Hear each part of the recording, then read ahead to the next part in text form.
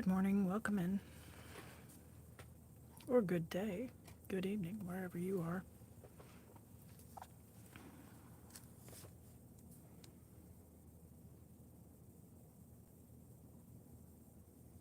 I'm Janelle, and this is the Janelle Art Channel.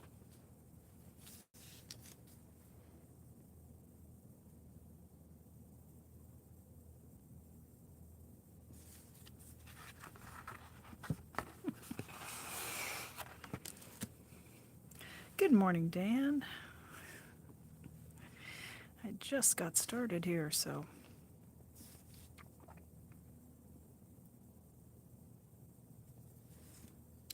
got a little 4x8 painting that I created using a mother color, which is when you choose one watercolor and you mix it into a little bit of it into each of the things that you use in the painting.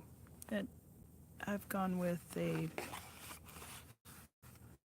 Lucas yellow green, and the purpose of doing that is to get a sort of a visual continuity to the painting. So that's what we're looking at here. I've mixed just a touch of that color into several of the granulating watercolors.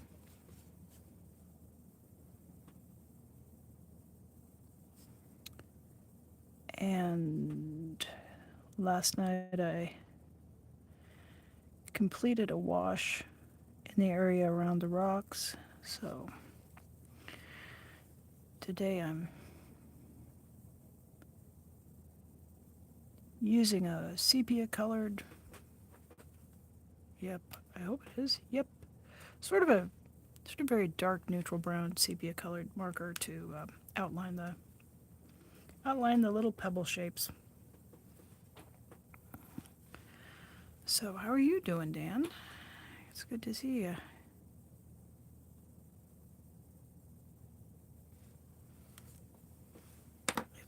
Boy, I've tried and tried to get this straightened out. It just, sometimes they just really want to curl so much.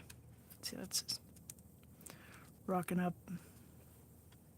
Good morning, Irish Mart. Hello.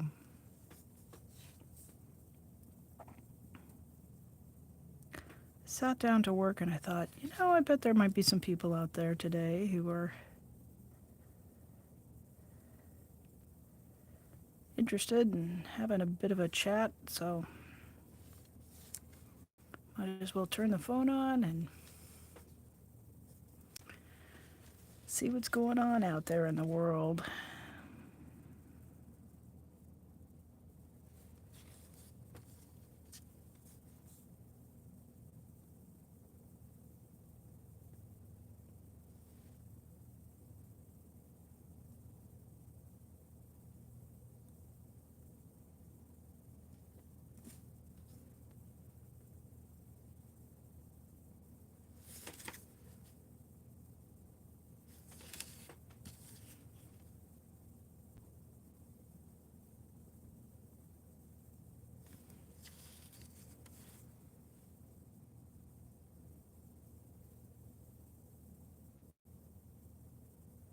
I think I've got a bit of a wobbly hand today.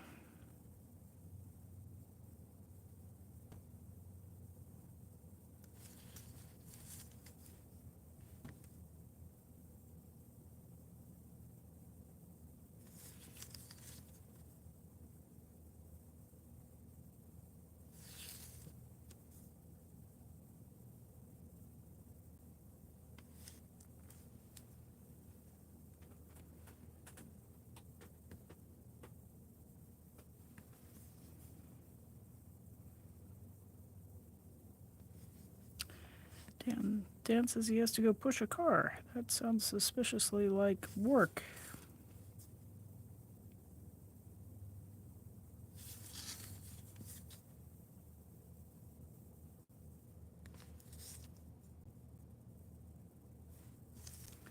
So how are you today, Irish? You might have answered.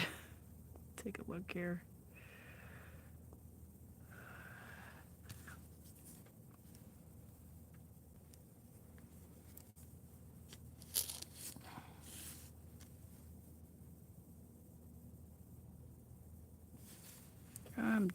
I'm doing okay out here in Oregon.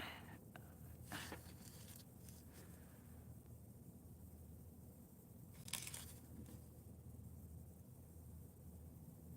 think I was still recovering a little bit from the holiday.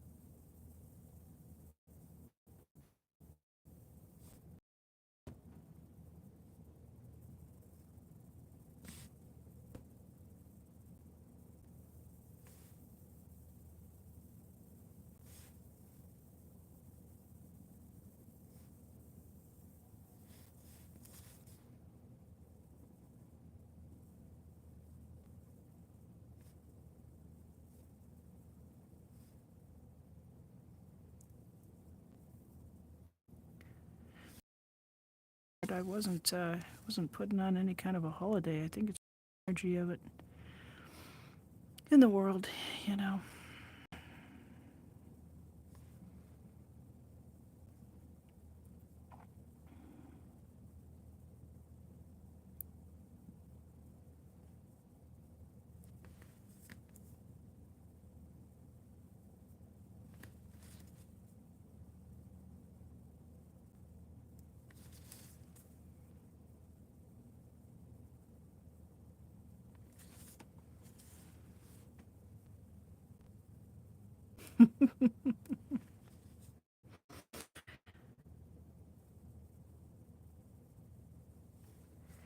Irish Mart says they'd offer to help Dan push the car. Busy chillin'.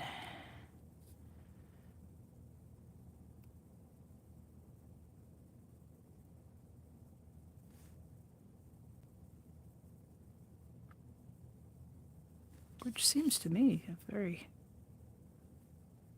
very worthwhile thing to be doing right now.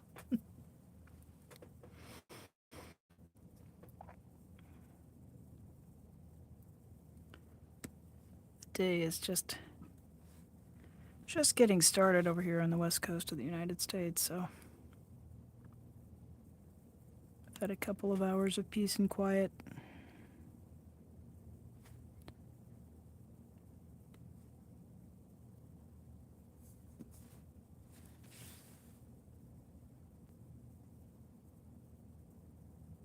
Now I can hear the world getting up and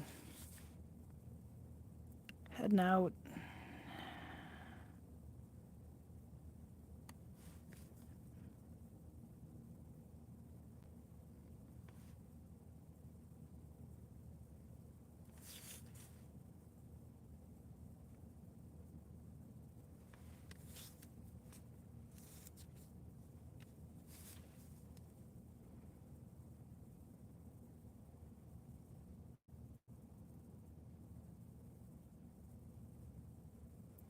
Was rudely harassed out of bed this morning by my cat, who decided to bite me for reasons known only to the cat.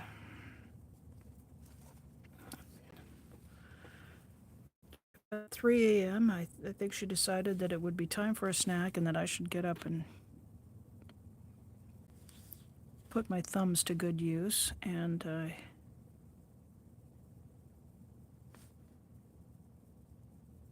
was not happy to have the cat just yelling her head off beside me there. And when I told her no, she reached out and bit me on the arm, which is not something she's ever done before. So I had to get up and disinfect it and get some Band-Aids, and I don't quite know what to think about that. Other than I do not like it, do not recommend.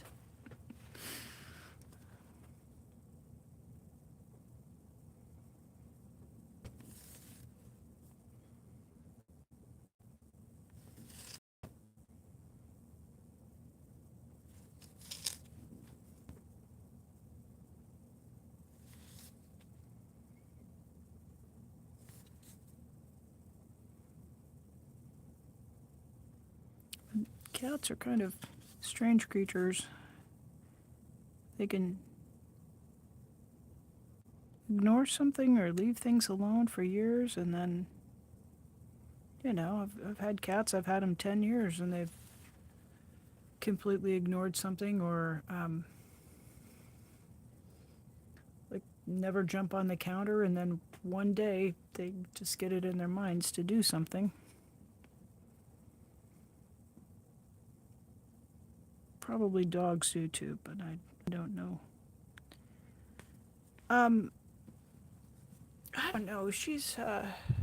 It was painful, and she's never bitten me before and drawn blood.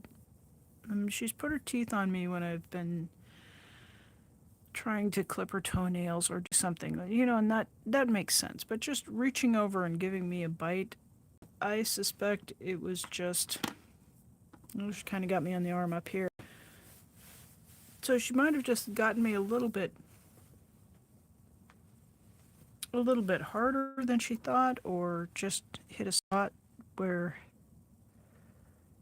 I don't know. It didn't seem vicious or aggressive like that. It just seemed like she was just reaching out to give me a nip, and she's been very demanding for food in the last bit of time, and she's due to go into the vet to get her routine vaccinations and stuff. Ooh, wow, that line went very wrong.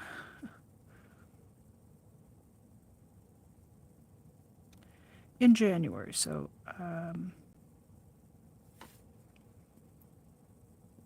when they open, I'm going to call the vet's office and see if we can go in sooner and do a blood test to make sure that she's diabetic, and we've been able to switch her to a food that didn't have carbohydrates in it, and so if her diabetes has advanced and she's no longer able to be without insulin, that might explain why she is being extremely hungry, but I think it might be, this is my theory, is that I brought home a new type of food, because it's kind of limited foods that you can have, and there was a new flavor that she was just nuts about, and so she's been very, very interested in her food the last couple of weeks. And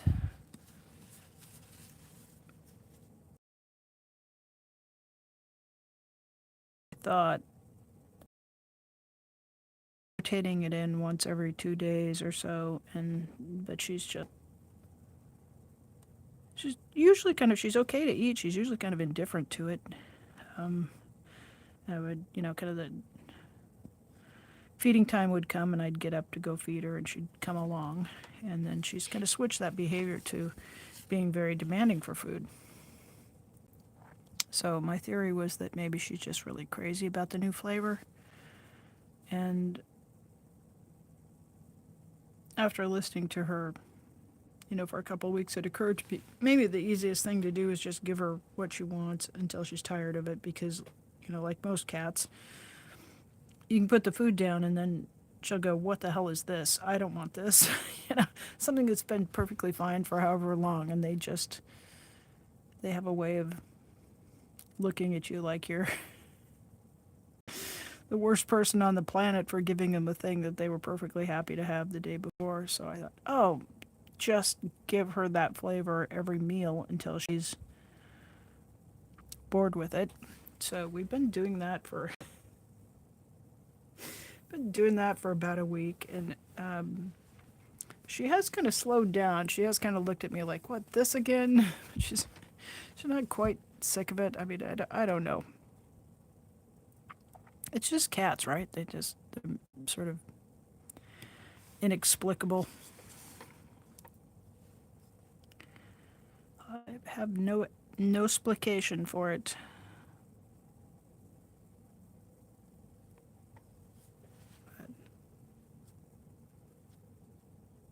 Hey, Graph Zone. How you doing today?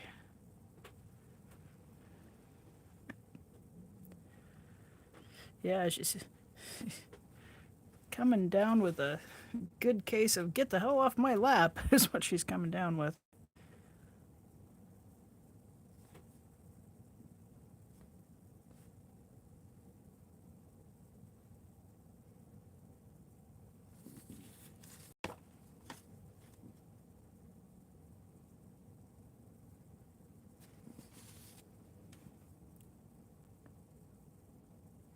I, I don't really know the ins and outs of cat diabetes too much. I know with humans, kind of once you're on insulin, that's your you don't really get back off of it. But with cats, she was kind of a. I never really did the complete straight story. They gave me 2 or 3 different stories at the Humane Society where I adopted her, and I know that she was in foster care or some kind of care where she was in a kennel for about 8 months after she was rescued, and that she pretty much just behaved like a feral cat when I got her. And she has the ear notch that they do when they spay and neuter feral cats. So she was very underweight and she was stuck to the floor, is what the file said. So once they put water on her to loosen her from fur from being stuck to the floor, then she was given med check and they discovered that she was diabetic. So she was on insulin for quite some time, and she was on insulin when I got her. And then when I started taking her to the veterinarian, and I think she was on insulin for about a year, insulin injections, and then we started to change her diet because the veterinarian said sometimes when cats are really in distress like that, they can be diabetic, but that they can recover or have some changes. So we switched her off a carbohydrate diet, which is basically dried food. Any kind of dried food you give your cat is going to be really heavy in carbohydrates, and they're really built to digest proteins, and they're not really built to thrive on dried food. And then checking blood work, she didn't need insulin anymore, so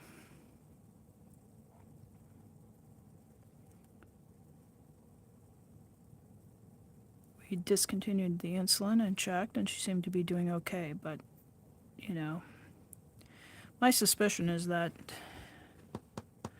once you've got problems with the pancreas working properly, it just seems so unlikely to me that that can be, a temporary problem. Because it really isn't in humans. And I guess, felines and humans are different, but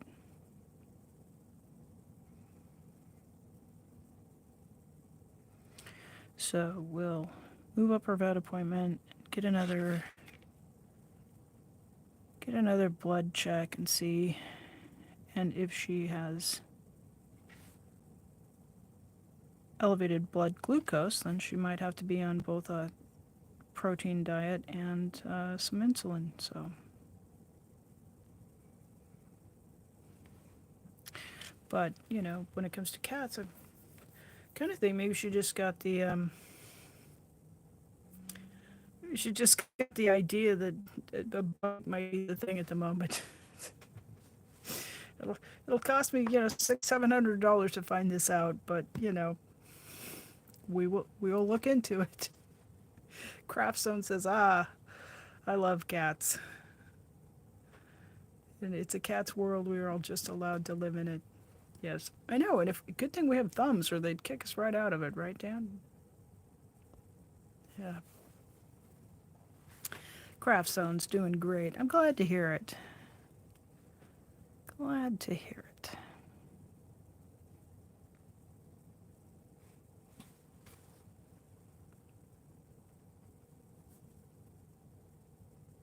I was looking at this drawing for several days, trying to decide whether I liked it without the little pebbles, but I think I like it much better with the little shapes in there.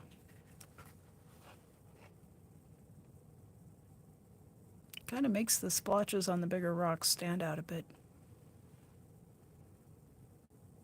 Exactly, Dan. He says someone has to have cat food and clean the litter boxes, I guess. Yeah. I finished up another one. Got it into these fun little 4x8 frames. So they look one just like the other till you see them side by side.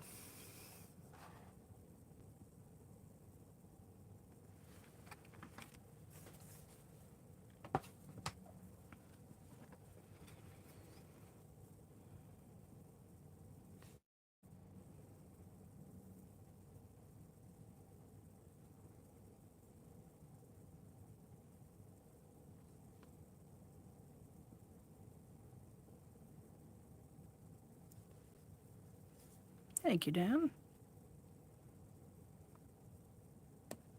Ooh, I will get that measurement for you, Dan. I'm not kind of got stuff going on, but I will get to that. I haven't forgotten.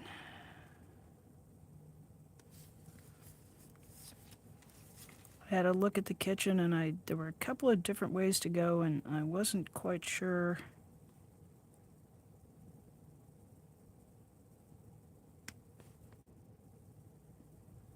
how deep I wanted the board to sit over the sink, or if I wanted something that would go over both sides of the sink, because it's one of those divided sorts of sinks. So once I get that figured out in my brain, I will get some measurements to you. I hope that'll work.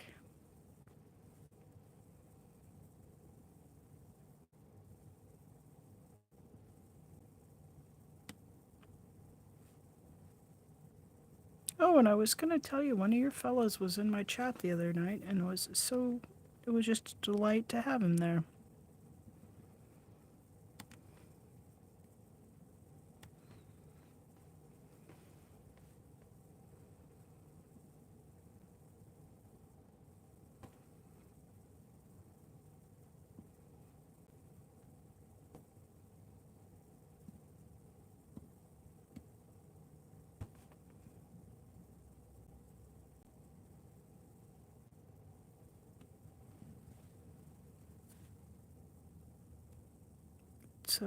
It's really nice to have somebody come in and just just act like a decent human being instead of being a bit of a pain.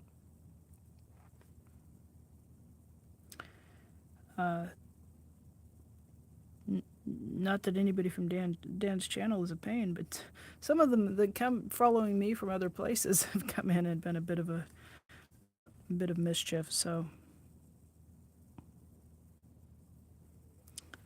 I just thought, wow, I could get used to just hanging out with art people.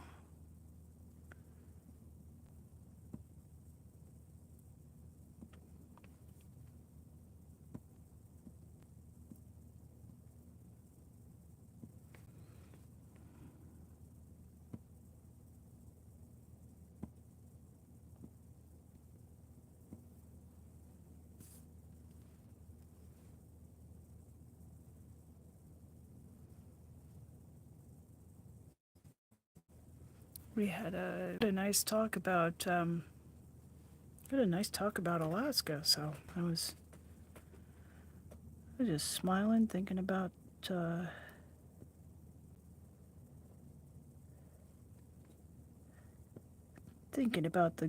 uh, the good days that I had while I was living up there.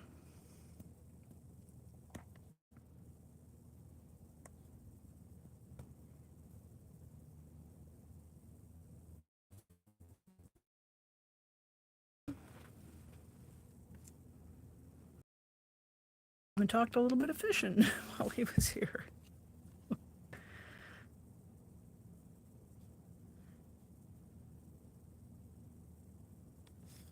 You just never know.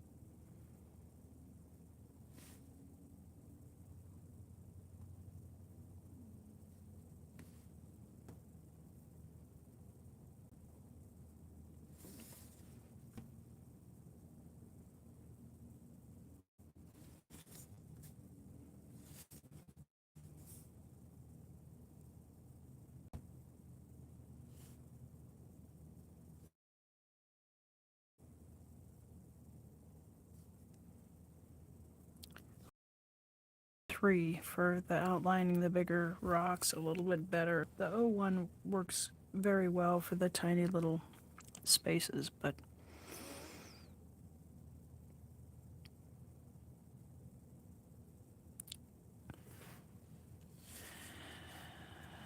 they didn't have any O3s in stock, so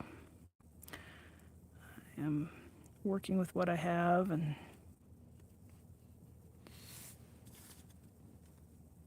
not super thrilled about it.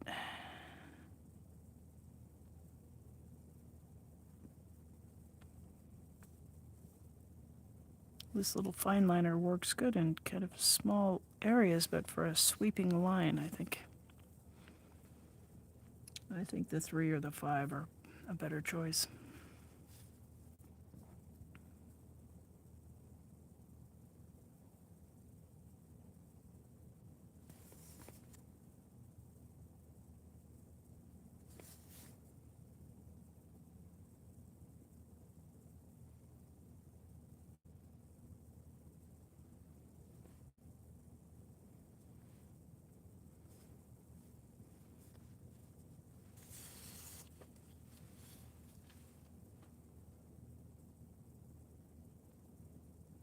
I like that 3 because it'll actually it'll handle pretty well in both spaces.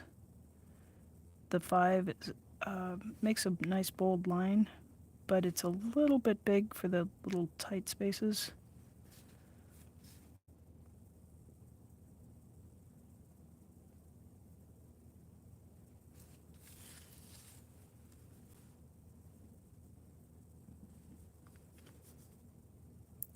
Well, thank you, Dan.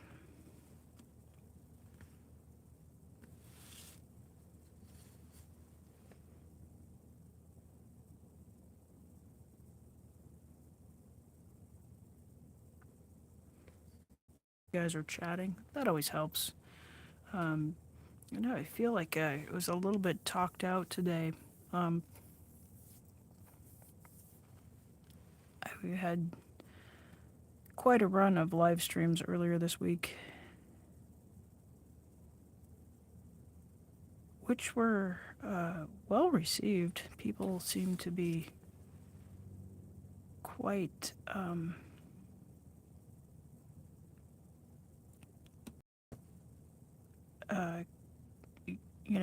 quite happy to have that. So um, I wasn't sure, will anybody even watch? And there were quite a few people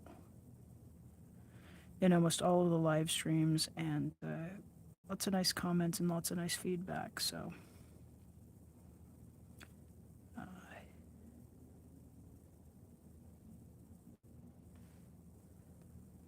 and I knew it would be kind of a lot because, as you guys know, I do, 1 to 3 or 4 live streams per week. I don't usually do 4 or 5 within 2 days. But, this is not an ordinary week and it's not an ordinary time for people. So I had a feeling that in the community we might want some place to meet up and hang out, and there was meeting up and hanging out and art talk, and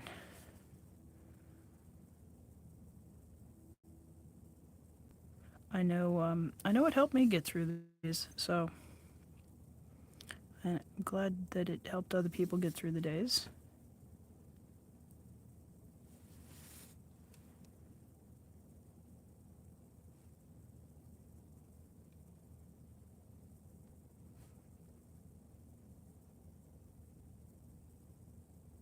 So I did pretty much take yesterday off and just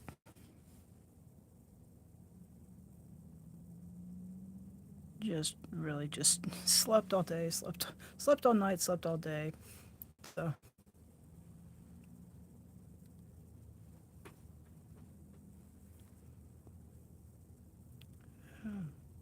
hello, Maya. Well, greetings to your brother. That's wonderful that you guys get to get together.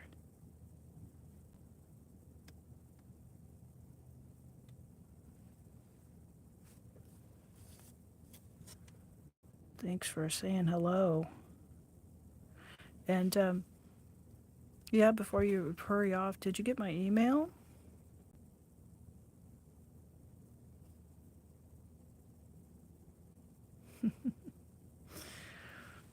Just a little teaser.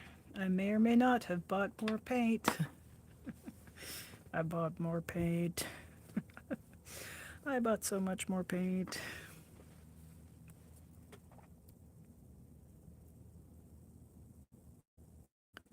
Or ordered it, at least.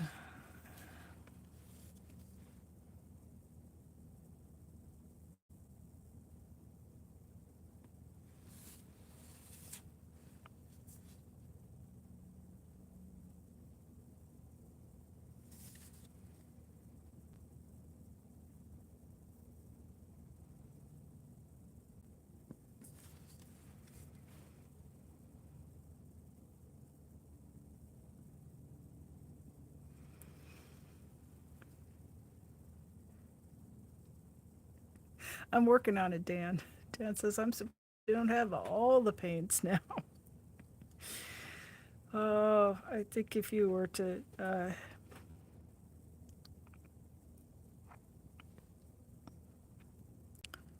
it's it's one of those situations where the paint companies say, "Don't worry, we'll make more."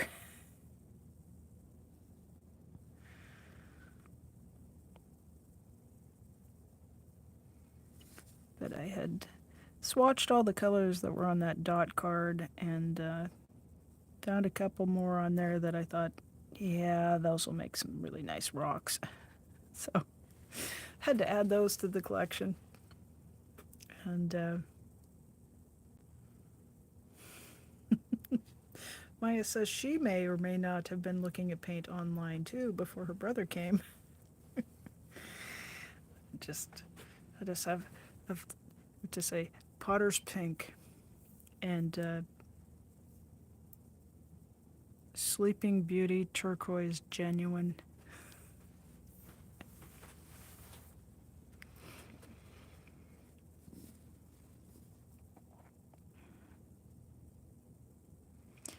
Yeah, I've been ordering things from a couple of different websites. They have the same exact prices on the Daniel Smith watercolors, so it was just a matter of figuring out who had the empty watercolor tins for the best price.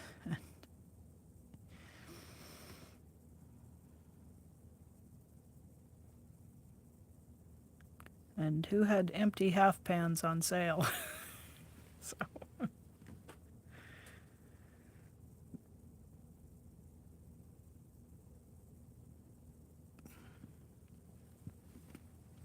well, Dan says, I sometimes wonder how difficult it is to create a new color, aside from at home mixing, but more like a consistent color. So I'm assuming you mean, something that is to go in a tube and be sold. Um, I would think with tools like mass spectrometers and, there's all kinds of equipment that can analyze the color and help them get the batches of color consistent from batch to batch, because they do a pretty good job of, Prussian blue is from one company. They'll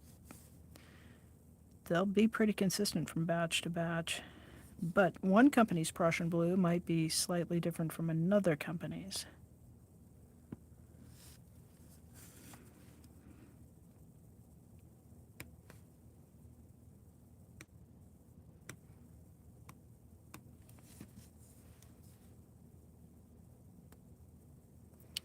But I think they have all kinds of tools to help them achieve that.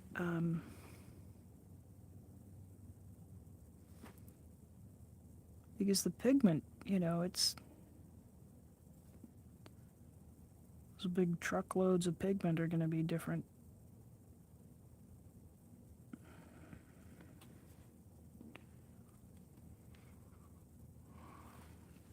So I would think they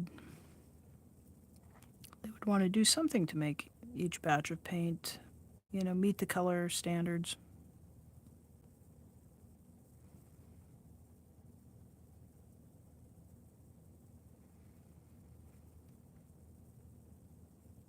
It's almost enough to make me think I wish I'd paid more attention in chemistry class, because it sounds like it might be kind of a fun job.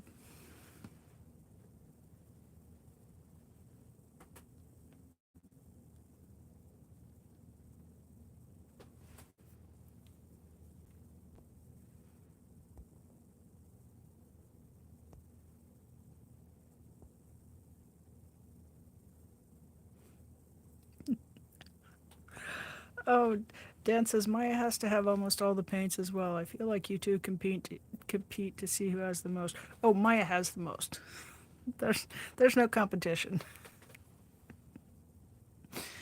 Everything I own, with the exception of a few tubes of maybe some burnt umber, is here. I think Maya might need more like a wheelbarrow. Or yeah, she's way ahead.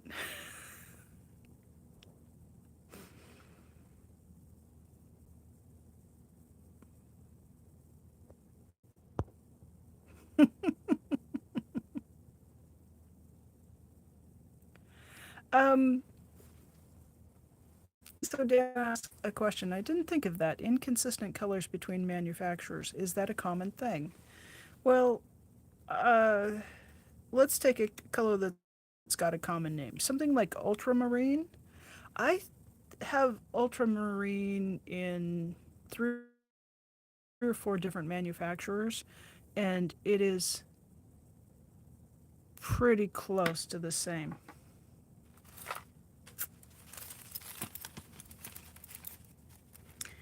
Um, One of the companies, it's a little bit more intense in the mass tone, meaning when you take it out of the tube, it just straight onto the paper mixed with a little bit of water.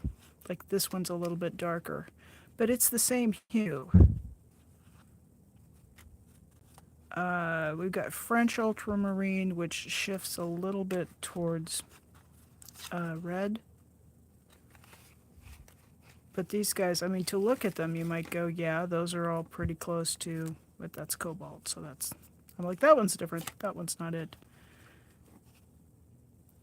But this one in the mass tone maybe strikes me as a little bit dark. So I would say, like, if you're talking about ultramarine, ultramarine's going to be, I've seen. Yeah, so I don't know if you looked at, like, Schmenke, if their ultramarine is going to shade a little bit off. And that's just a really old, really traditional color. It's probably been pretty close to this blue since the Renaissance. But then if you go to something like yellow ochres, that's also a really traditional color. And I think you see, like, there's some differences in company. We're kind of in the same hue, but like this one seems much more washed out and more transparent than the Cotman, which is darker and a little bit dull. And then maybe comparing to Koi, which is a Japanese company, their colors tend to be just a shade brighter. So this looks, maybe I would say this one's a little dirtier and this one's a little brighter. But the hue is fairly consistent. Like, I think an experienced artist could look at that and you said, what color is this? Most people who'd work with paints for a minute or two would go, yeah, that's yellow ochre.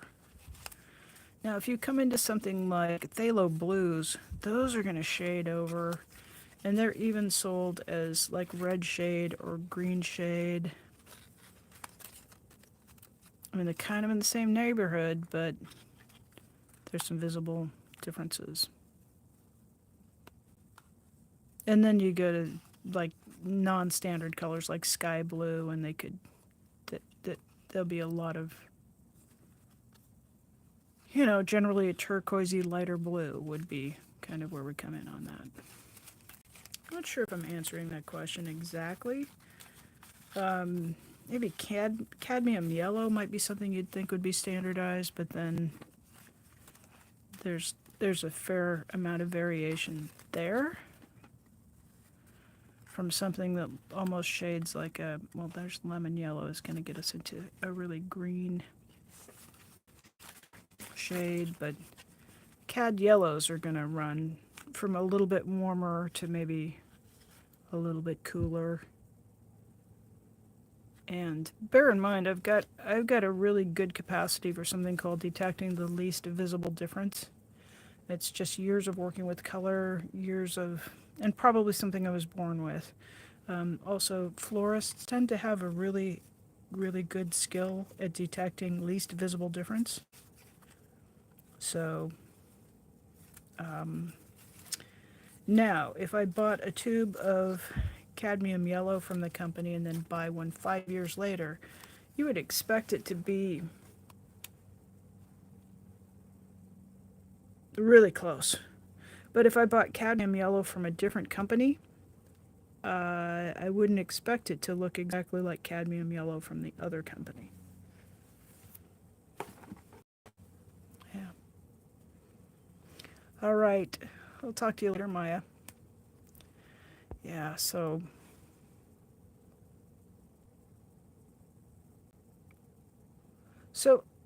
that's gonna, Dan K asks, the other side of that would be, do they have differences between batches even from the same manufacturer?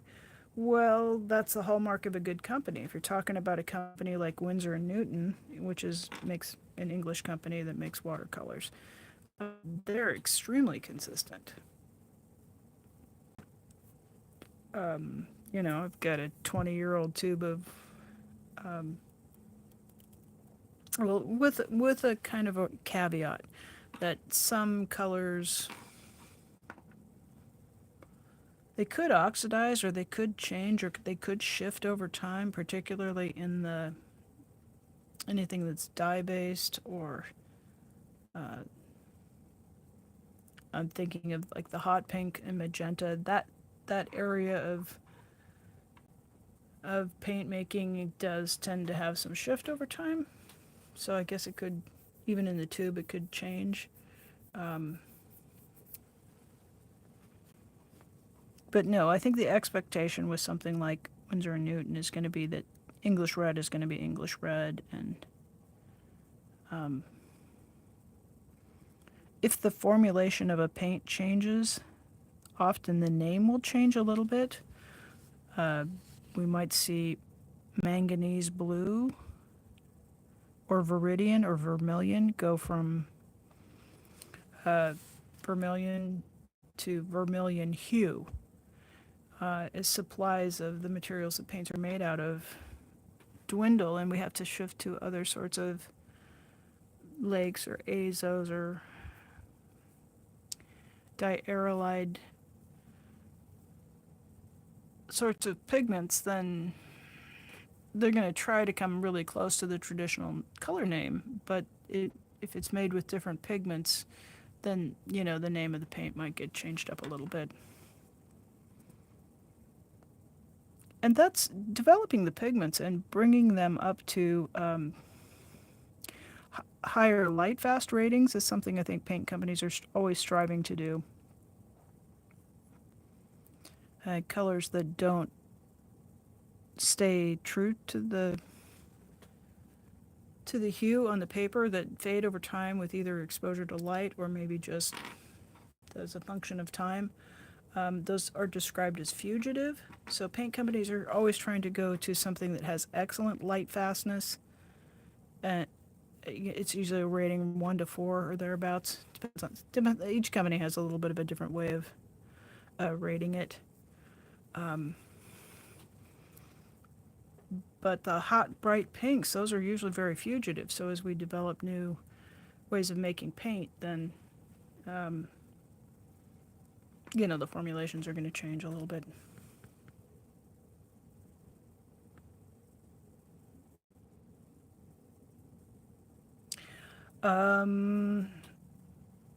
I pick and choose. Dan asks, do I prefer different colors from different manufacturers, or do you think a certain brand is better overall? Different brands have different properties. I've recently been using some paints called Lucas that are manufactured in the Netherlands. This brand, and I think I've got mostly half pans, which are the, you know, the little, these are little half pans.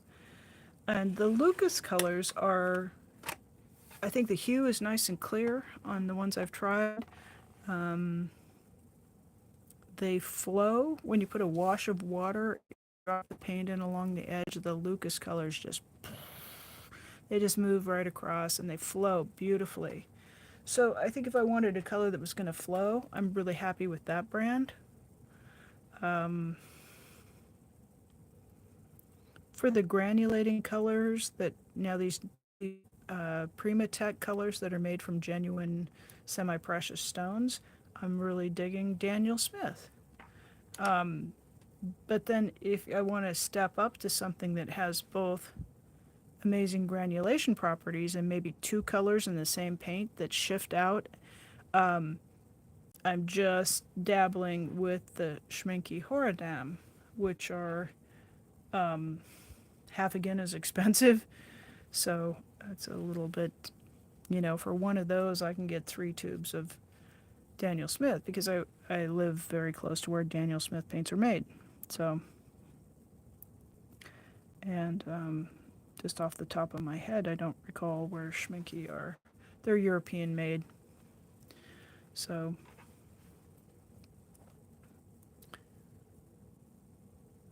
no, I love those. Are not silly questions. I love the questions, and they just get my brain going. So, Craft Zone says that she started with 5 basic colors, and when it comes to watercolors, they're so mixable. If you've got your basic primaries and actually I would recommend going to 6 so that your primaries are going to be in paint mixing. They're going to be yellow, red, and blue. And those colors You can have a warm yellow and a cool yellow. And a cool yellow is going to shade towards green, a warm yellow is going to shade towards orange. That's the same for you can have a cool red that shades towards purple and a warm red that shades towards orange. And with your blue, the same. A cool that shades towards yellow, a warm that shades towards red. So if you mix the warm red with the warm purple, you're going to get some really beautiful purples. But if you mix a cool blue with a cool red, you're going to get a very drab browned out purple. So if you're going to learn to mix colors, it's kind of nice to have a 6 set instead of a 3 set of primaries. But if you can find a good, really middle of the line, like cyan blue and magenta red and primary yellow, you can mix most any other, you can mix green, purple, orange, and then of course lots of browns, lots of grays, lots of brownish purples and colors that'll work as shadows, colors that'll work as earth tones. So, but you don't have to have every color. If you've got a good clear primary color, especially if you can find one that contains only one pigment, and then you mix it with another that's one pigment, because paint can be made of multiple pigments, or it can be made with just one pigment.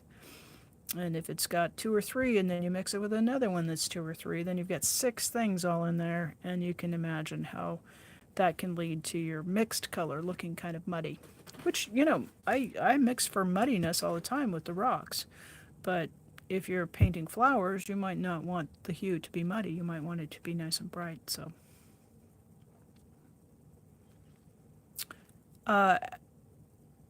there's a question, do I think the old saying you get what you pay for applies to paints?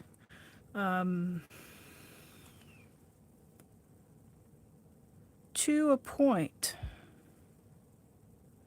I think there's some sort of basic things like a paint that identifies what pigments it's made up of. Like that's a line.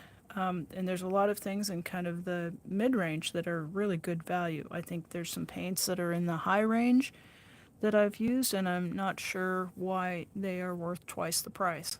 And they're not, strictly speaking, they're actually probably not actually twice the price. If I were buying Schminke paints and I was buying them in Europe, they would be much like Maya will talk about them, and she pays a lower price than I do because I'm in the United States, so they have to be imported. Now, for her to buy Daniel Smith paints, she has to pay a bit of a higher price because they've got to be shipped from Seattle, Washington, all the way to Norway. So, there's a lot of factors that go into pricing, and then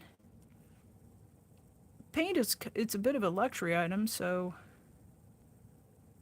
there's 2 economic ways of thinking about that, which is that recessions and depressions don't usually affect the price of luxury items. But also, in the art and craft market, you've got to be fairly competitive, so I don't know that anything is just outrageously priced just for the sake of that. Yeah. Yeah, I don't know. Maybe in the comments, if anybody's got some, reasons why they really just love Schminke over, say, Grumbach or Academy, which is that's that's a brand of watercolors that's available in mass market in America. Probably doesn't seem to be exported to.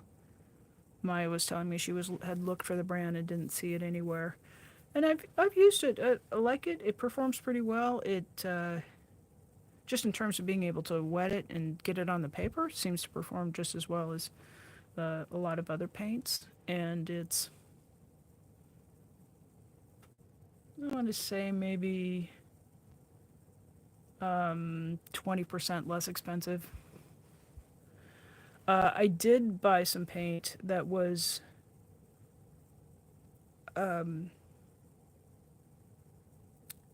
suspiciously inexpensive. That's probably the best way to describe it. And it looked like it was like the labeling made it look a little bit more European than it was, and when it arrived, it said right on it, made in China. And I put it in half pans because you can take it out of the tubes and squeeze it in here. And I noticed when it dried down that it sunk down to about half the level of the pan. Now, when I've put in here the more expensive brands, they sink down a little bit. Some water evaporates off.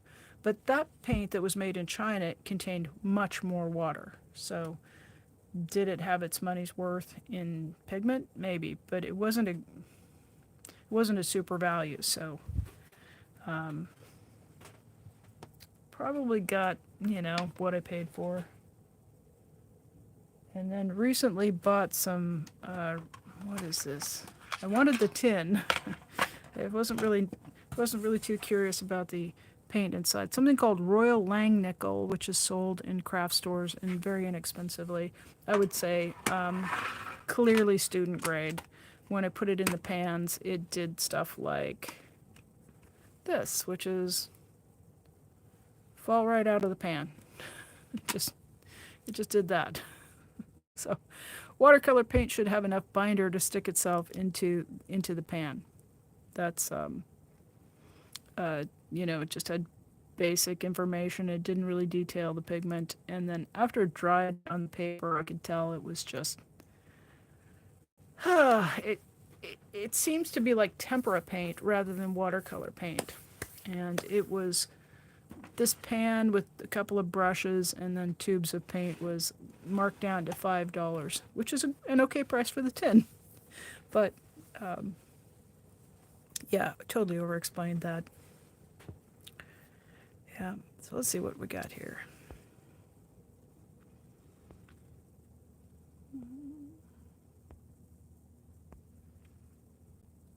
Yeah.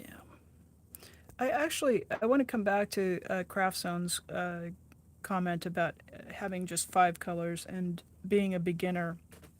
I think if you've got a tray of 48 colors and you're a beginner, it is overwhelming because of I think because of the way watercolors work, because each color has got a different transparency and a different tinting strength, meaning if you have a paint that's got a really strong tinting strength and one that's weak, if you mix those two together, the whole mess will be the color of the heavily strong tinting paint. And it's not just the different colors with watercolor paint. There's the opacity or the translucency, meaning how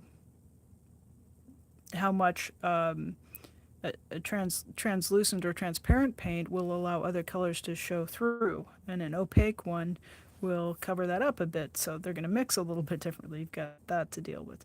You've got the properties of whether the color is staining or whether it can be lifted off. Some paint, you paint one stroke across and it stains the paper, and that stroke stays right there. No amount of wetting or reworking it with a brush is going to lift that mark. So if you're using a staining color and you're doing a wash, you want a nice big brush and you want the paint really wet and you've got to move quickly. Whereas a color that is not staining, you can let it dry, wet, and push it around. Let me show you what I mean by that. Let me just demonstrate that. See this little guy here. When I get that wet,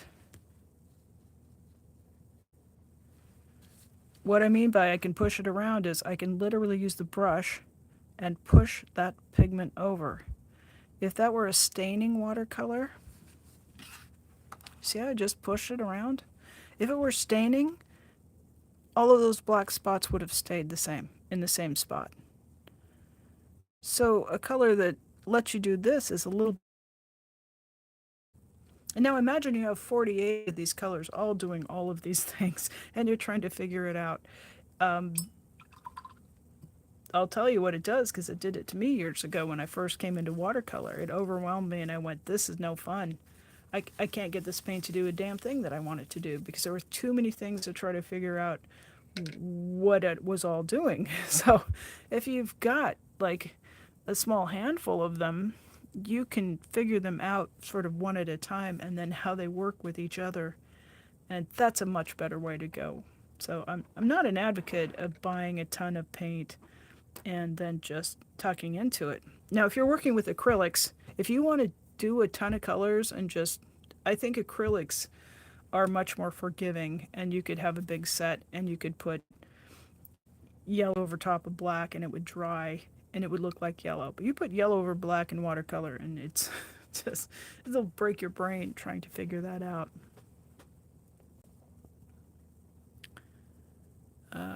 Let's see.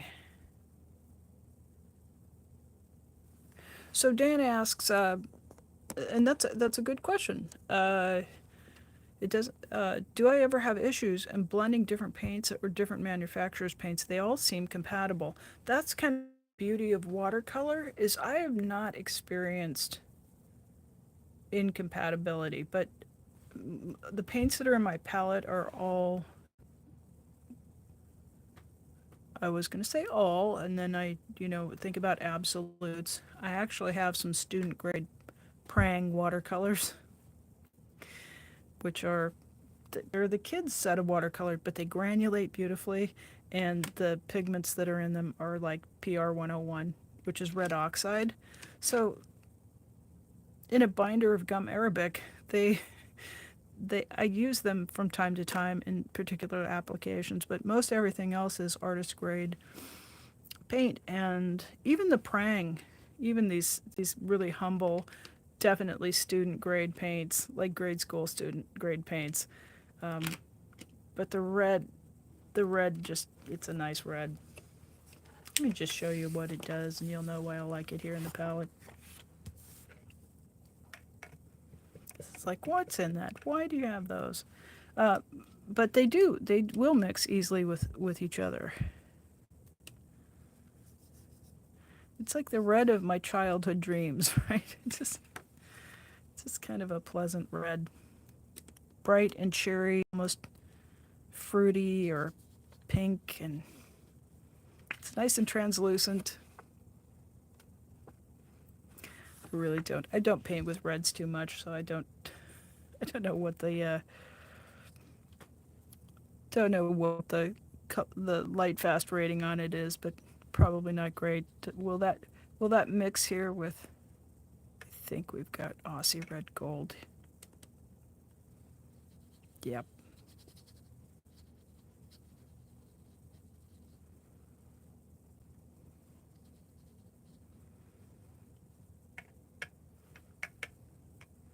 So it makes kind of a nice vibrant mix there.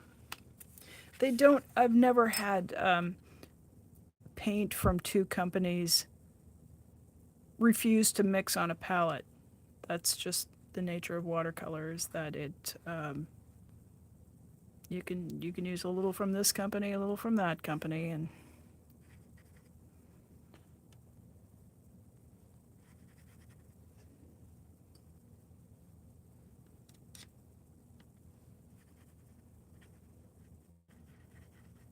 yeah, see, we can get a nice green using that Prang blue. And a little bit of nickel azo yellow from Daniel Smith.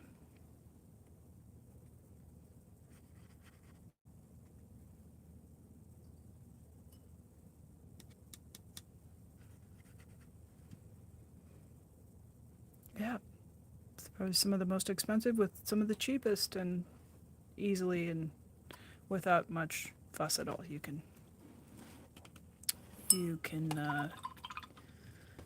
do all kinds of things. Alrighty. Yeah, so I would say the paints that I've worked with, compatible.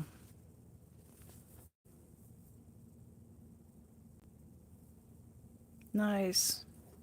So Craftstone says that in India they've got some good brand, beginner friendly at lowest prices in India. Yeah, some of the most beautiful pigments in the world come from India. So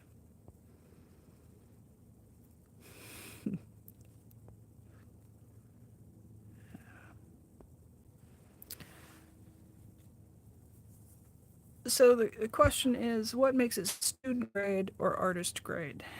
Now, pigments vary. They vary in how finely they're milled. They vary in their optical brightness, and a student grade pigment might be a little bit more dull.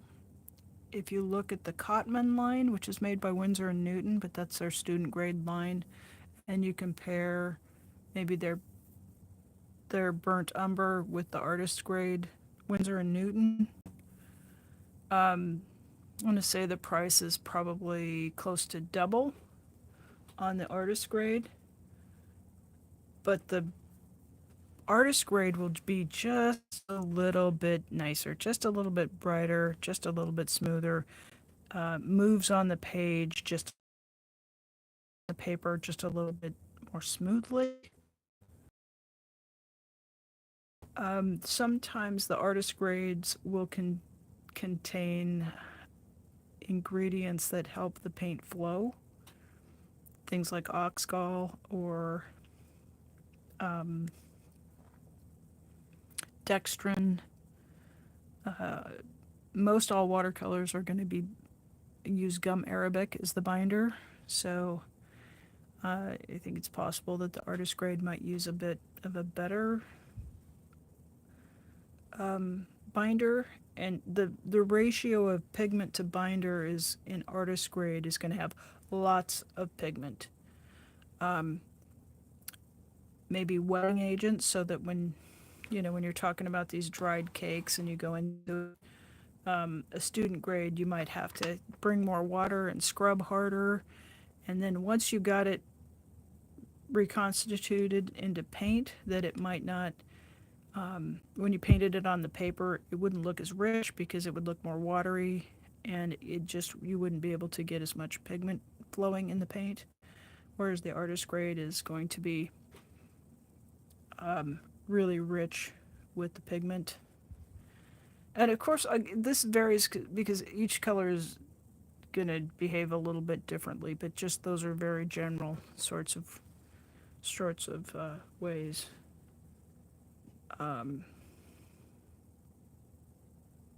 Yeah, I think mostly the thing that I would notice is that the artist grade paints are easier to use. They're technically, like, they do what you want them to do, and it's not such a struggle to get like an even wash with an artist grade as it is with a student grade. So if you're just learning and you can afford to go artist grade, I would recommend that, because you're going to struggle a little bit more in general with a student grade watercolor, and you may find that you just have fewer technical challenges with that paint. It just behaves a little bit better, and on the paper it dries down and it's a little bit more brilliant. But if you're really cranking through, and as a student, one of the things that is going to make you better is practice. So practice and good paper. What's going to hold you back in getting better at watercolor is using pulp paper instead of cotton paper. So get paper that's heavy enough, get paper that is made to be used for watercolor. Hi, Tiff.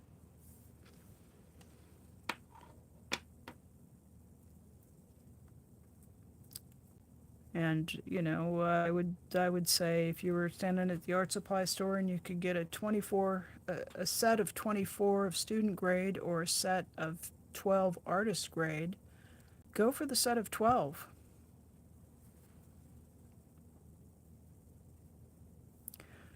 The paint will be labeled.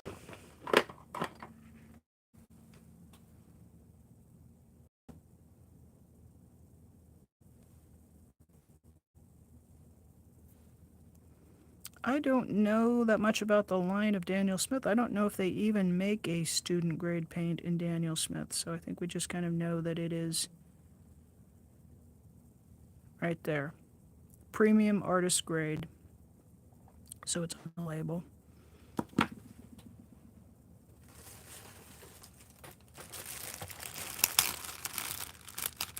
Now, something that's student grade is not going to confess necessarily. But we've got watercolor. It's in a plastic tube. The color is called deep green, which you wouldn't know until you knew watercolor paints a bit. The deep green is not a color name for, like, you might want, if you were looking at paint names and you were like an artist, you would know, well, there's hooker's green or sap green deep, or, um, deep green is not a,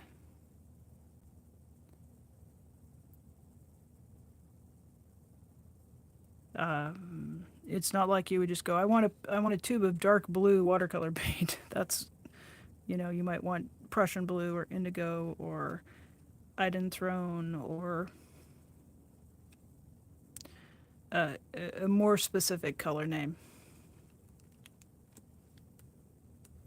Yeah.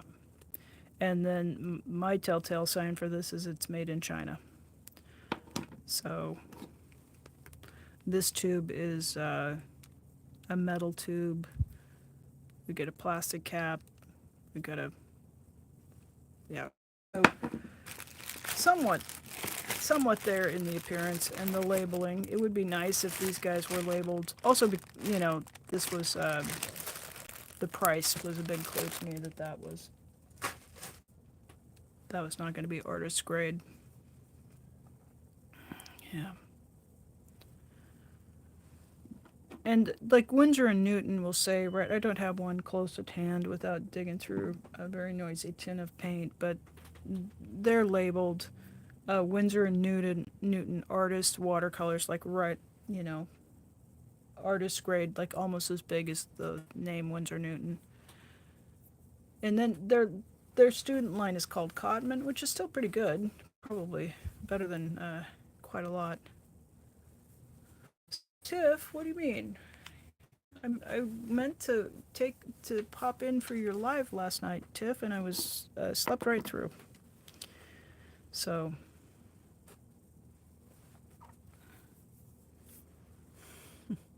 I think you guys are telling jokes I'm not in on. That's okay.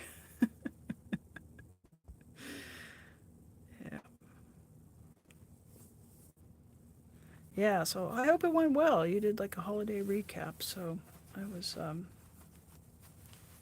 it helped if I turn notifications on for some reason my phone. I probably have back in my settings told it don't give me notifications because my autistic brain does not like things that ding at me, so where I can turn stuff off, kind of do, but and frankly, even if my phone dinged at me while I was asleep, I might still sleep through it.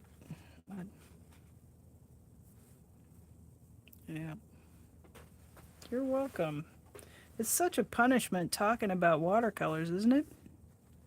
And now see how happy those are? They're just bright and cheery. I know my lighting's not great, but it's cheery, so that's why I keep a couple pans of Prang in my color box. It was a good old company anyway.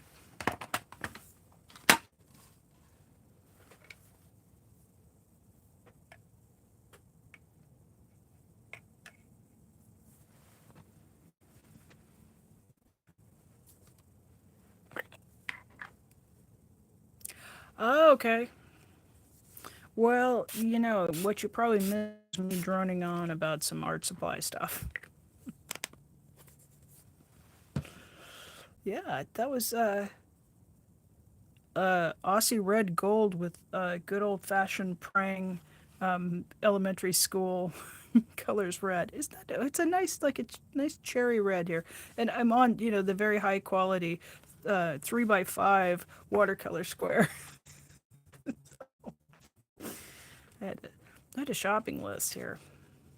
I may or may not have paint on the way. I do. Don't tell Maya.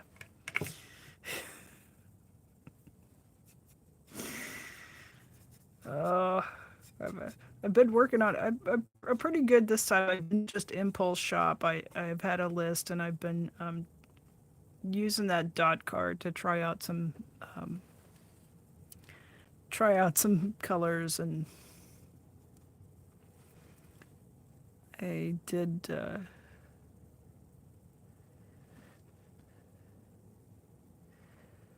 I do have such a fondness for turquoise, and then I found that Daniel Smith made paint out of genuine turquoise stones from, I think they source it down in New Mexico or Arizona. So um, I'm gonna be, I'm gonna be, I'm gonna be happy to start putting that in here because that's just such a happy color.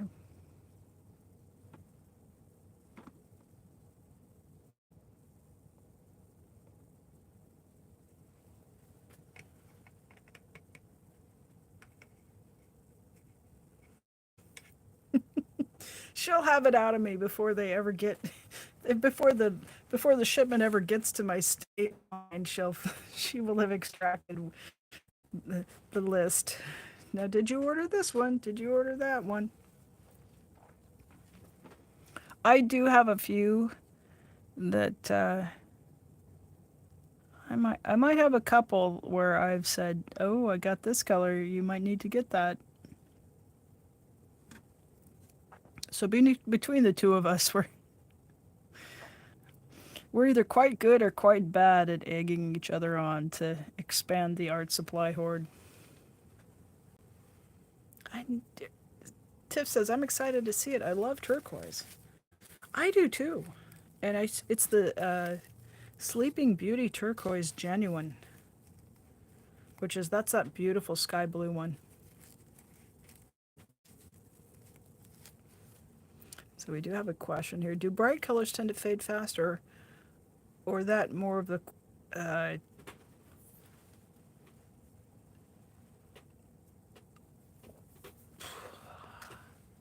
in general, yes. I would say yes. But then you get like ultramarine blue, and that'll hold for centuries, and it's a beautiful bright blue.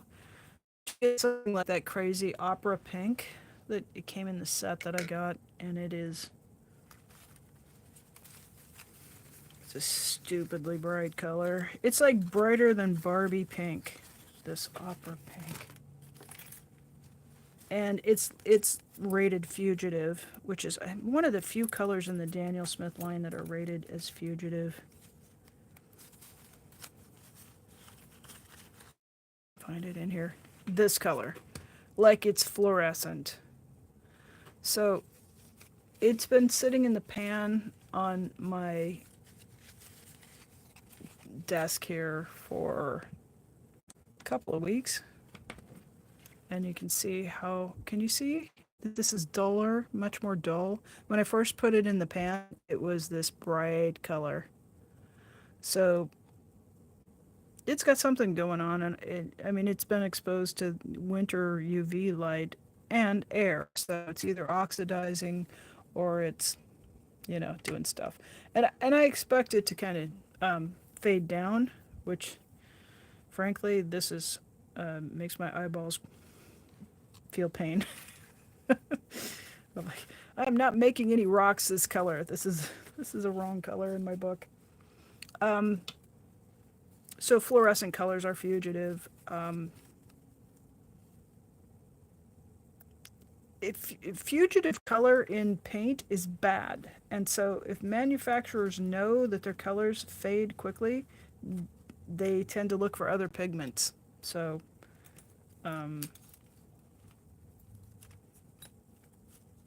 yeah, it really depends. Some things that you would think would be kind of stable or not, and other things that you would think, well, that one's going to run away, or they'll stay.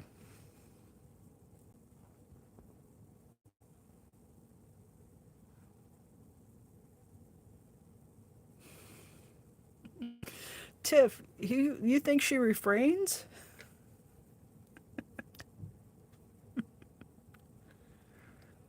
Yeah. It's it came in a set. It was like there was a really good price on this Daniel Smith Jean Haynes set. She paints flowers, and Maya pointed out, well, a touch of that will brighten up stuff. I will be disinclined to use it because just mixing it with something else doesn't make it color fast. It only it'll it'll stay there long enough for you to scan it and turn it into digital art, but it won't really be something that I would put in a painting that I would sell to be hung on the wall because it's going to be beautiful at first and then it's going to fade down, and I don't know what it fades down to, so I might. Oh, that's a good one. I think I might do a couple of test squares, and we'll tape one to the window and put one in a drawer, and then check it in a month and how much that color changes and what it changes down to, because it could just fade and lose its fluorescent quality, which would be okay to my eye, or it could fade down and be like the reds and purples of the late 1800s, and it fades to brown. So that would not be desirable in the middle of a flower. Unless it was an orchid. Sometimes orchids are prized for their brown colors, believe it or not.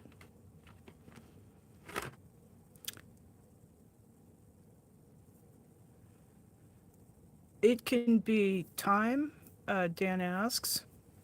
A question. What is fugitive? Fugitive is on one side of the scale we have light fast, meaning when exposed to light the color holds, it stays fast. Fugitive means exposed to light and it changes, shifts, dissipates. So, I mean, I know you work with cars, so I know you've seen how light can fade, just even automotive paint. Watercolor is the same sort of way. So what causes paint to fade? It can be a function of time, it could be a function of exposure to light, it could be due to environmental factors, or sometimes the intrinsic nature of the pigment. It can just be going through its chemical evolution, and it can lose molecules and do sort of things. That's why, you've got like poster paint or kids paint or fashion sorts of paint, and you might come back to that in a year or 5 years or 10 years, and it would just wouldn't have the intensity. And parents can experience that as you go back through, and you might look at your kids' schoolwork and go, "Boy, I remember this being really beautiful and bright," and then it's sort of impacted by the passage of time, the environment, exposure to light. Acids that come up from the paper can, there's all kinds of chemicals in paper, and that can come up and interact with paints as well as the pigment and the binder. So,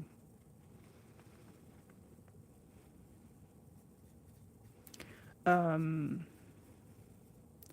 to say things in the air too, like smoke, but that's more of a deposition of a layer of grime on top of it, more so than just, strictly speaking, interacting with the paint. But the big culprit is UV light, exposure to UV light.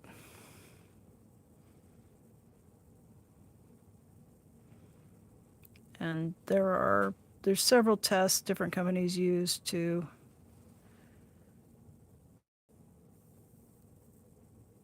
rate the paintings, or the paint. But for good artist quality paint, we want it to hold. I'm gonna have to Google this, but my memory tells me that 20 years is sort of the mark, that we definitely want it to just stay true to hue for at least 20 years. Tiff says they say red is the fastest fading color in all things. Yeah. Yeah, that's kind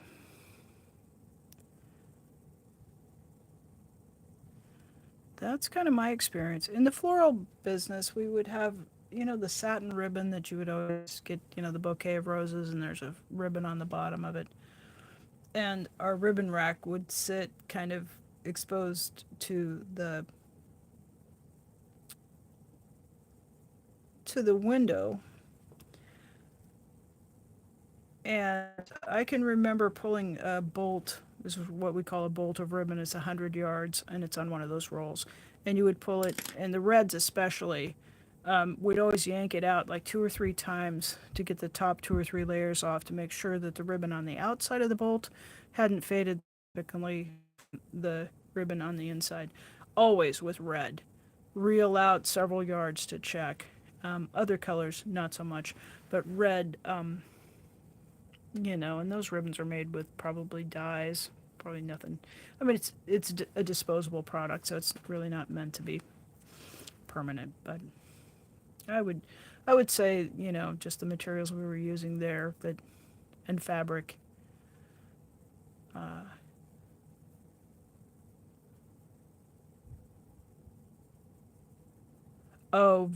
Dan asked, the old paintings in museums and such are likely faded down and could have been vastly different when new. Yes. Here's one for you. Van Gogh's paintings of the purple iris. It's a bank of bearded iris, and there's one white one in it. When that was first painted, now we look at that painting today, and you go, oh, well, those are beautiful blue iris. When it was painted, they were purple. The red that he mixed with the blue to make the purple was fugitive, and so what's left is blue iris instead of purple ones. It's still a beautiful painting, but yeah. But if you're going back to something like Rembrandt or Van Dyck, Rubens, the Dutch masters, anything from the Renaissance, they were using pigments that were pretty stable. Siennas and ochres and umbers. That's part of why, you'll look at them and you go, boy, it's just a dark, drab brown painting.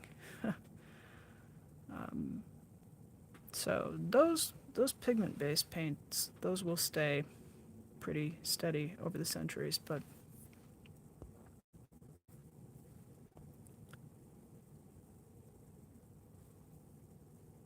yeah, exactly. Dan says he's seen that, noticed that just light damage. Art historians can do that, and then they can use mass spectrometry and X-rays and all kinds of tricky art historian things to figure out what the pigment, what it was, and they can extrapolate and make some pretty good guesses at what something might have looked like when it was fresh.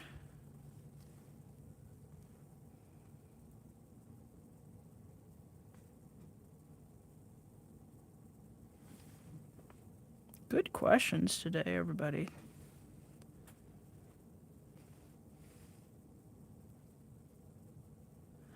That's part of why I'm so excited about these Primatech colors from Daniel Smith, is that they are just made from ground up semi-precious stones, and so I'm hoping that they'll keep their brilliance.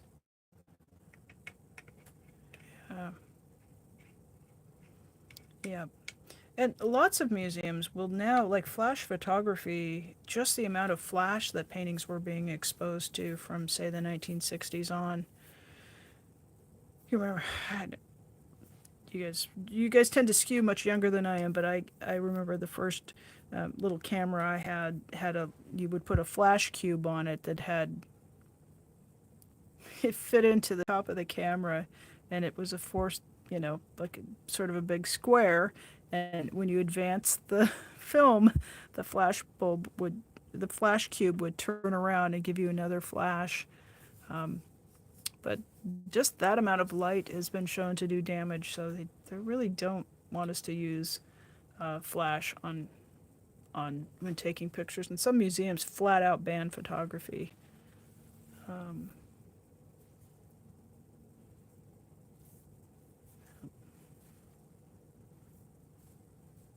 Yeah, and use a flash and see how quick 3 docents will come take you down. They don't. inadvertently had the flash turned on my camera in a museum in France and about got tackled. And as soon as it went off, I mean, I was as horrified as anybody else about it. I just was, one of those mistakes.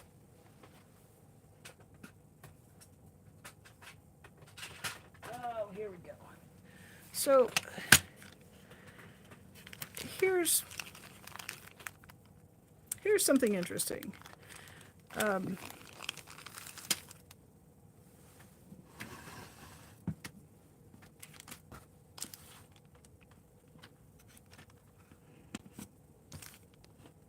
this is a tray full of beads of blue chalcedony. That's spelled Chaldecony.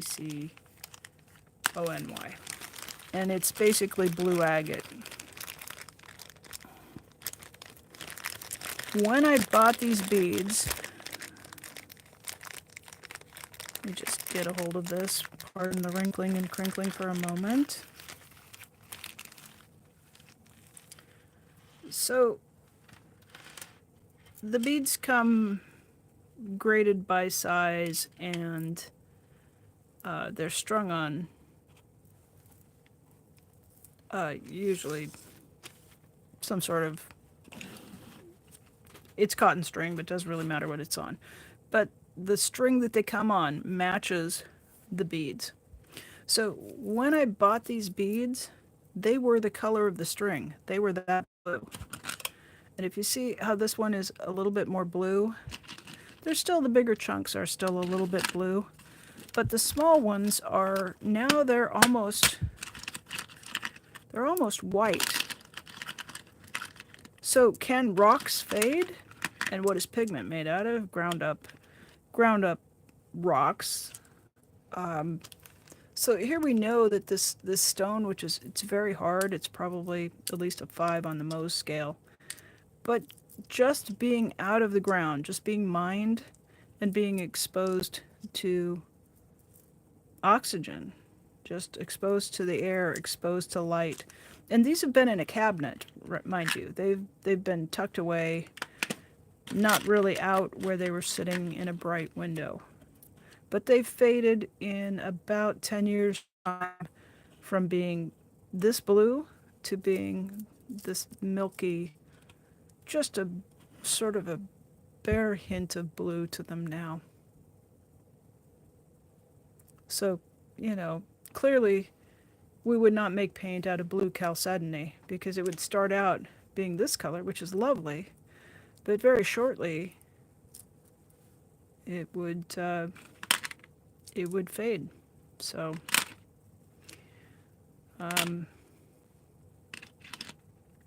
yeah, it was absolutely gorgeous when I got it, and I strung it with all kinds of other beads that match that blue, and now those pieces of jewelry that I made with it, they look a little bit odd because of the way the stone has faded.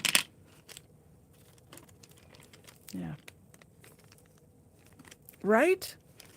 And these were not dyed. I mean, we do have, there are a lot of stone beads, semi-precious stones that are dyed. They're heat treated, they're sometimes irradiated, but a lot of stuff that is, stones tend to have higher value if the color is bright. And so of course somebody would figure out a way to make some stones be brighter. And you'll see that with amethyst. You see it a lot with turquoise, that it gets dyed turquoise. And then anything that's stabilized is probably coated with cyanoacrylate, or basically superglue. And that superglue may or may not have a colorant in it. So yeah, who would expect the rocks? You think, well, the rock's going to stay the color. And some, but there are a few. Blue chalcedony is just, it's one of the just known culprits for being something that'll fade. They do. They look like milk glass, and it's kind of a pinkish, bluish. Yeah, it's not. I don't know. Maybe I should set them in the window and see if they'll fade clear to being like a quartz color that might be a little bit less yucky. They were sure pretty when they were blue, though, I'll tell you.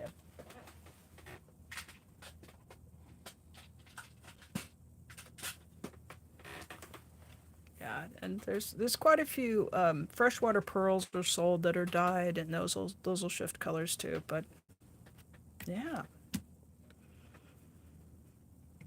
so yes, light, but also just exposure to the atmosphere after something's been uh, safely underground for however many tens of thousands or hundreds of thousands of years.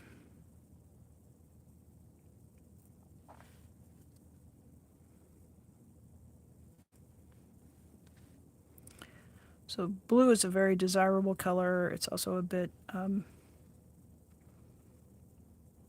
tricky to find blue that will um, stand the test of time.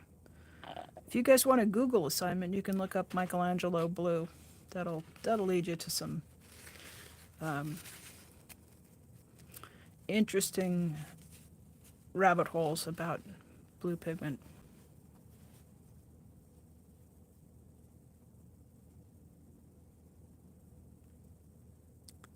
Um, there are some stones that are light sensitive, and then when you store them away from light for a while, they tend to get a little bit of their color back. But um,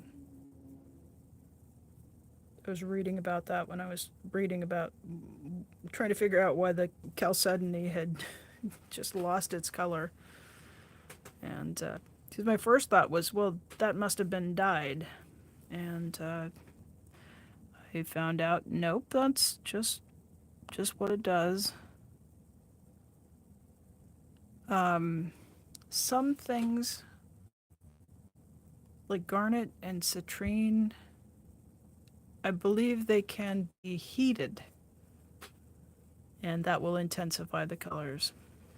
So, but that's like in type, like heating it quite not just heating it up to 200 in the oven. It would be um, probably thousands of degrees to do that.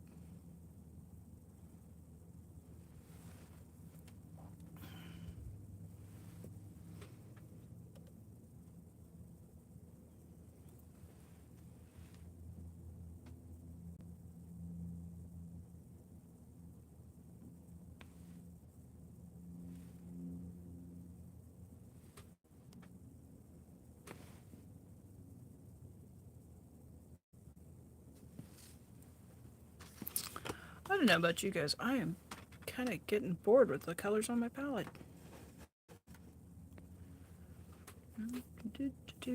Does happen from time to time.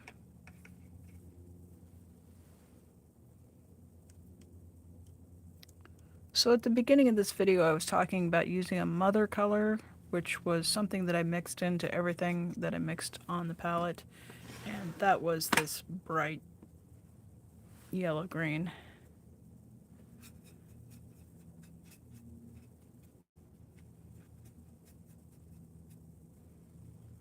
So, I'm going to get a bit of that here, and then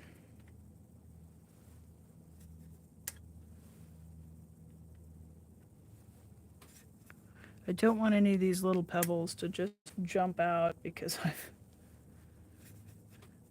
not stayed within the color story. But I think I also painted this before I got the zoisite, so maybe I'll bring a little bit of that in there and alleviate my boredom.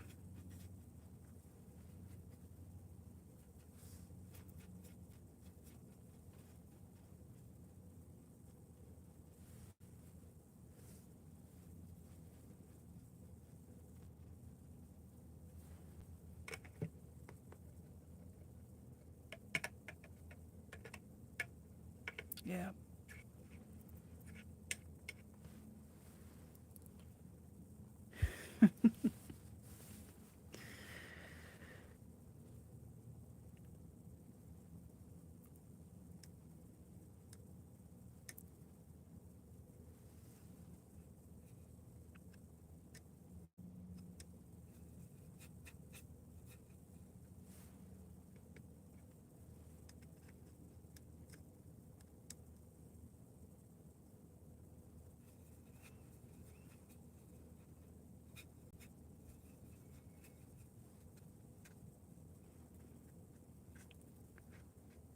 Okay, I've just mixed a drab orange and a gray and a yellowish brown. Hey, Brad. I was trying to perk up my palette and I just mixed three more versions of boring, I think. Yeah. I know, and like the Italian Renaissance paintings, they were really trying to get a beautiful blue. A lot of those paintings were um, executed under the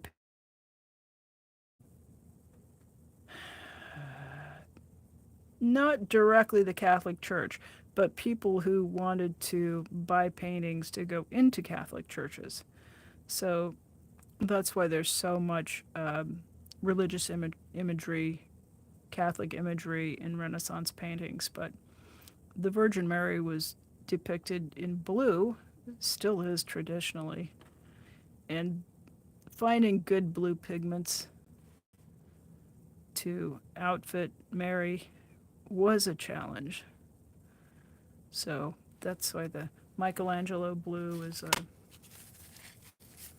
sort of it's a chapter in the art history books.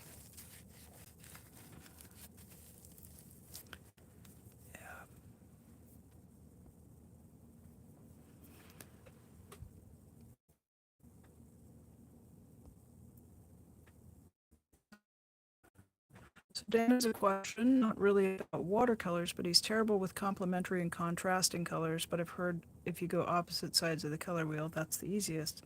Yeah, uh, complementary color. It sounds like, whoa, that's something that should go well with each other. It is actually what's directly opposite on the color wheel. So we've just come from December and December holidays. Red and green are complementary colors. They are opposite each other on the color wheel. And the the sort of energy that exists between red and green, uh, that's because they're complementary colors. Yellow and orange are going to be your other pair, and purple and yellow. Which I think there's a sports team or two that uses purple and yellow for that. But a color wheel, and you can find graphics of color wheels easily on the internet, or you can look at things like I like triadic colors where you're using like blue. That's what we've got here. We've got blue with shades of green. Green's on one side of blue, and then onto yellow. So blue and yellow and the color in between. So there's a triad. You can also, I mean, anytime you can look at a color wheel and you can go an even distance between the colors, you can come up with some combinations that are interesting to the human eye, or the more accurately, the human visual system. So our vision happens in our brain and not in our eyeballs.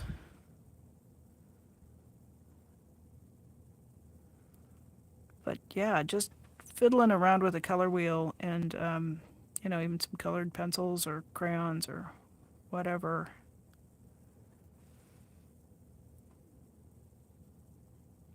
I do try to stay with a bit of a color story in my rock paintings. I, I don't want them to look like a spilled box of crayons.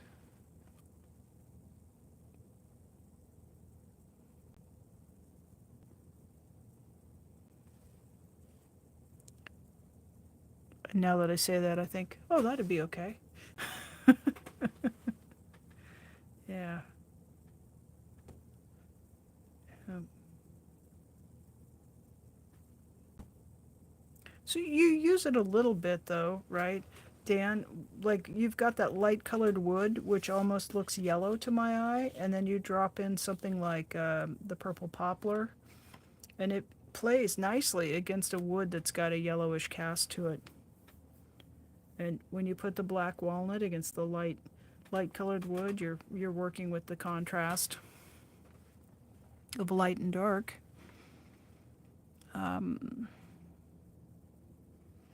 Really, your design 101 class, it's not new information. It's just gathering together the things that we already innately know about perception, the rules of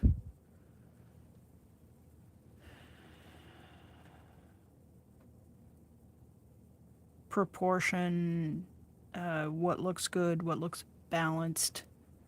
Things that look balanced tend to look quote unquote good.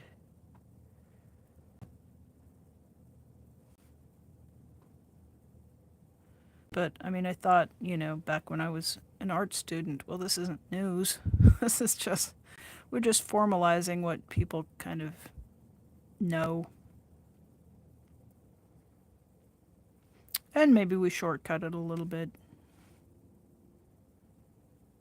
Because I will confess to having a lot of works of art that were opportunities to learn about better design. Let's just put it that way.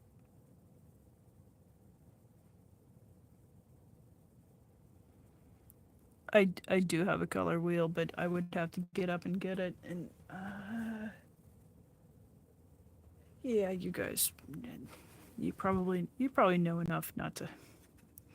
It's not that instructive.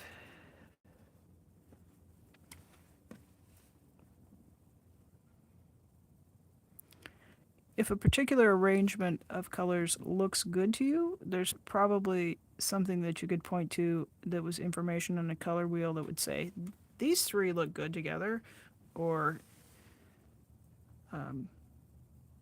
there's a formal way to describe what you already know about the things that you're creating or looking at.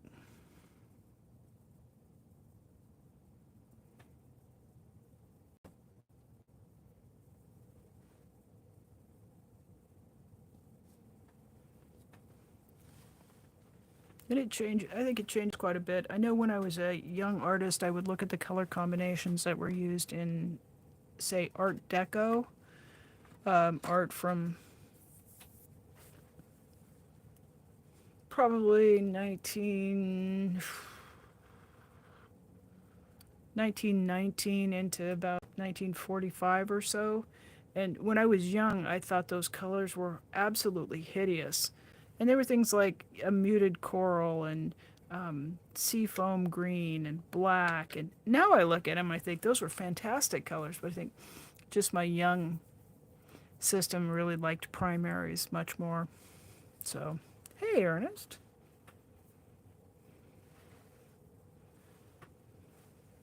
Good to see ya. Hope you had a peaceful and warm holiday.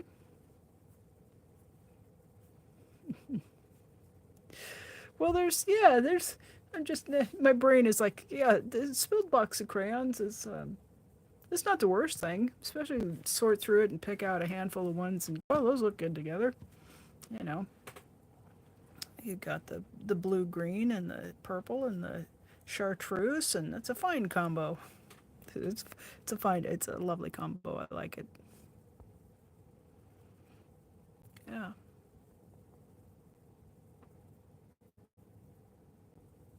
It's good to see you again.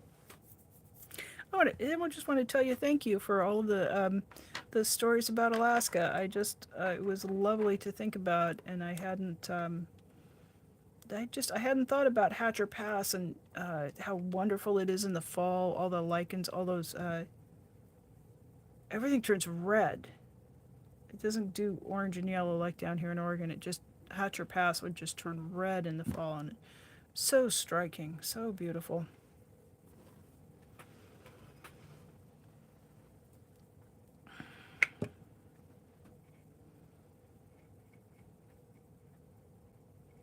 Yeah, thank you.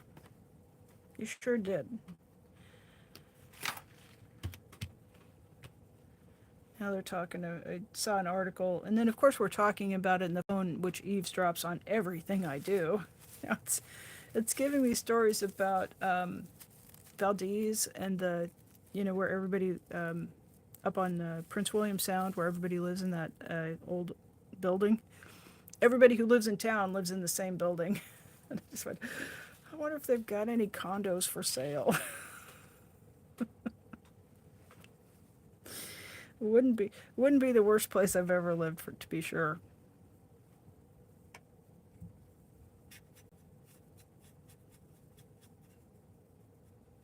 I know. I'm not wired right, and I'm okay with that.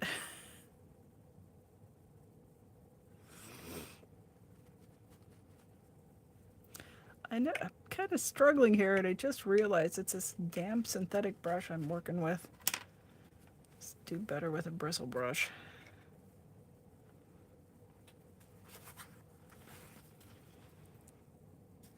And when you need to control the amount of water that's going down, the synthetics are just, I haven't mastered it.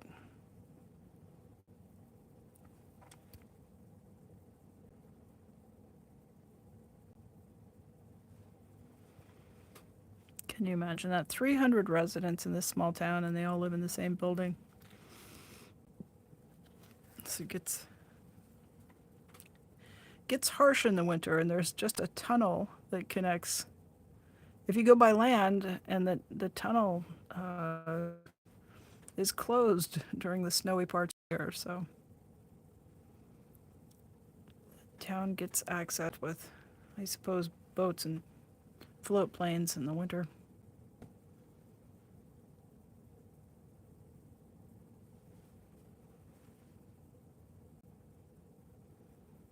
But the little store and the little cafe, everything's all in the same building.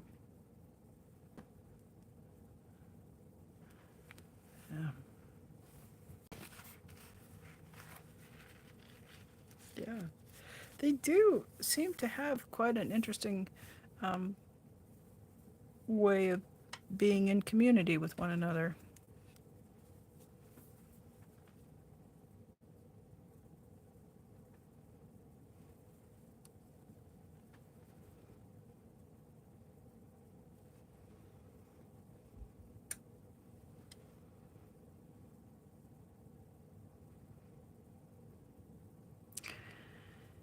Well, I see that we are coming up on, we got a couple more minutes here, but we're coming up on 2 hours. And I know my phone to be, have good battery for about 2 hours, so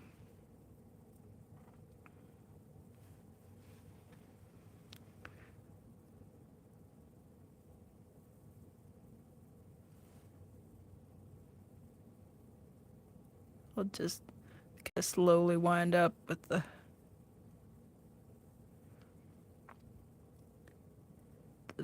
the words of appreciation and encouragement to y'all. Uh, really appreciate the comments. I appreciate your company here in chat during the live stream, and for anybody who's watching on replay, appreciate you too.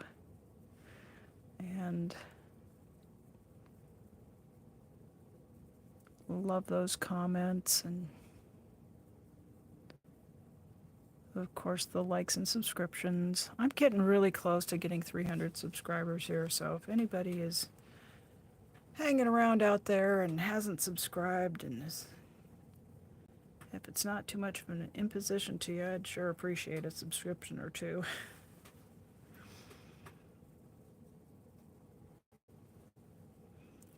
This is I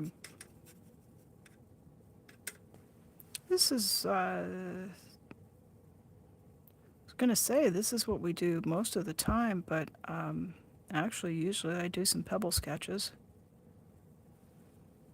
which maybe let's switch out and let's do one of those, and we'll wrap up with a pebble sketch. I've made some pretty good progress on this today. It was got the lines in, got the little pebble sketched, and most of them have a layer of color put into them.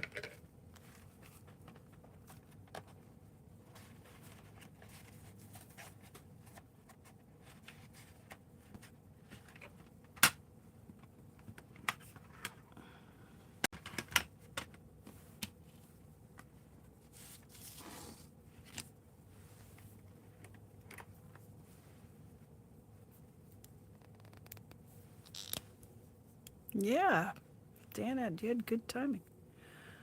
Oh, we'll go a few minutes. I'm not. I'm not gonna just come to a screeching halt at 2 hours, especially when there's a good group in here. But I do like to give you a warning just in case the stream starts to drop. I'll swing a power cord over here and see what we can do. Well, Tiff. Uh, oh, nice. We got Tiff. We got Tiff on the nap train. I won't apologize for that. A little sleep is good for you.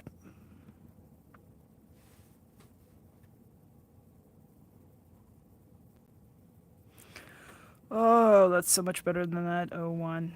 I've got these are in 03 and they don't dig into the paper and make that scratchy sound.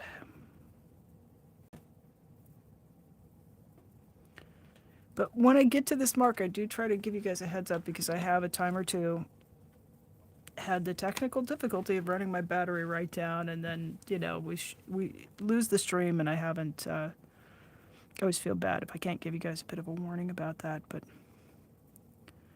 we're plugged in, so we might get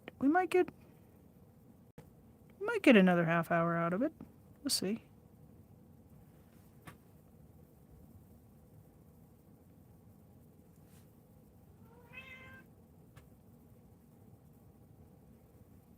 I might have to go pay the cat tax here.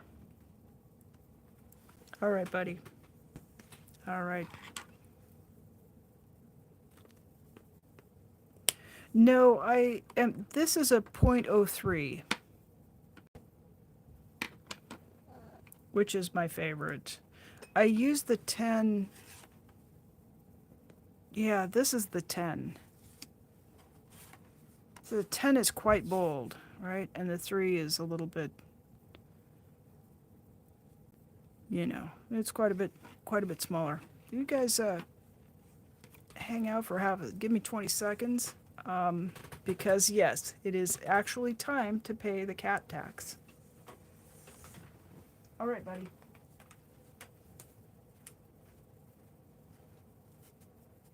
Yes, ma'am. Thanks for not biting me.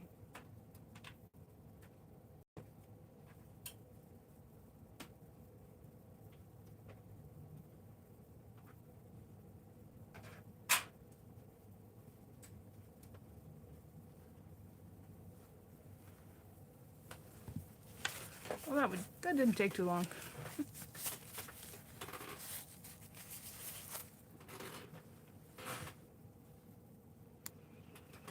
Yeah. Yeah, the 10 is really. The 10 is really. I like it now that I've used it for a few weeks. Especially when I've got backgrounds that are. Oh, I pulled out most all of the drawings here because I've just wanted to have the blanks at hand so I could grab them really quick without rifling through. But I just had these two up from last night. I was working on them. But when the colors, see, there's not much contrast between the really bright, and I felt like they just needed a little bit of a stronger line, especially like this one. The line makes the drawing on this one. And the blank was, actually I was mixing the new colors and playing around with the, oh, excuse me. I was playing around with some of the new colors in that set. So I wasn't setting out to make a background particularly. I was just sort of splotching, dabs of color on, and then figure out what the colors do and what they look like together, and then I'd throw the little squares over in the pile to make pebble drawings out of. Usually, most of the backgrounds I'll do deliberately to make backgrounds for the pebble drawings, but sometimes they are swatches. That you can kind of see on here, like I was just swatching the colors out, so we will make a pebble drawing out of that How successful it is will to be to be determined, but I might as well leave this out. It's kind of cool to look at. Yeah, so but I do like the boldness of that 10 millimeter on particularly things that are a bit splotchy and blobby. It just sort of pulls it together.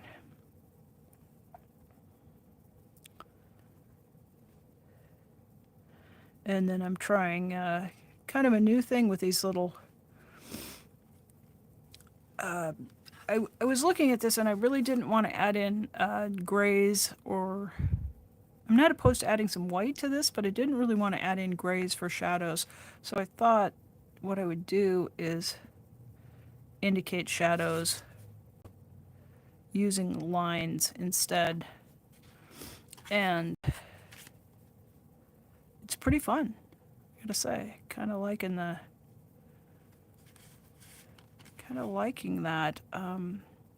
It's a bit cartoony, but I don't hate it.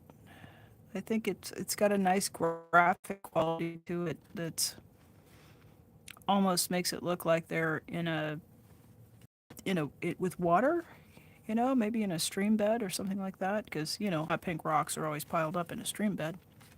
Always. That's where we find them. We don't find them.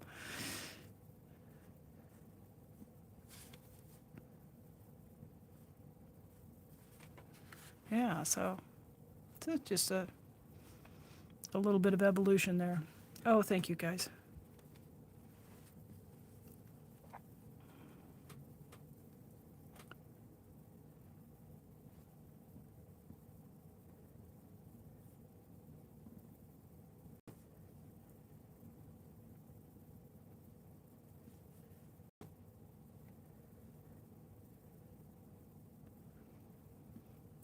So everything evolves. I mean, the more you practice, the more things become refined.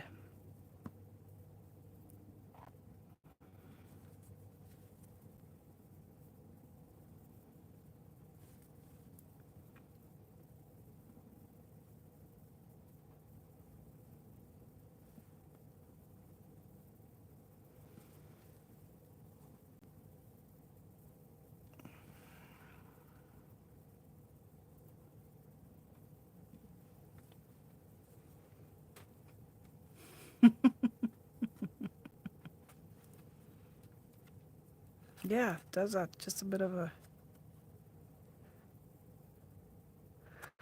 So I have to take a breath and just it's a little bit of a because it's permanent, right? Once it's there, but I've discovered the little trick of just if I go along the contour, my hand gets the idea of the shape that it needs to make to replicate that contour. It's a little bit easier.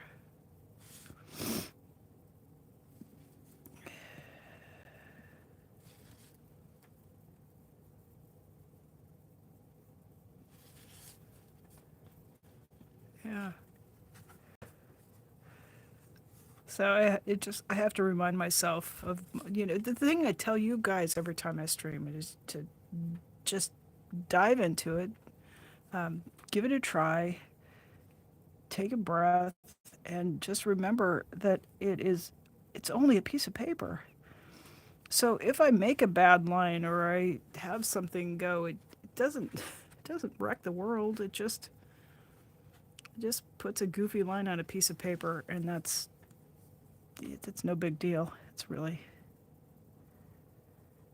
in the moment I can certainly be frustrated about having worked on something for a while, and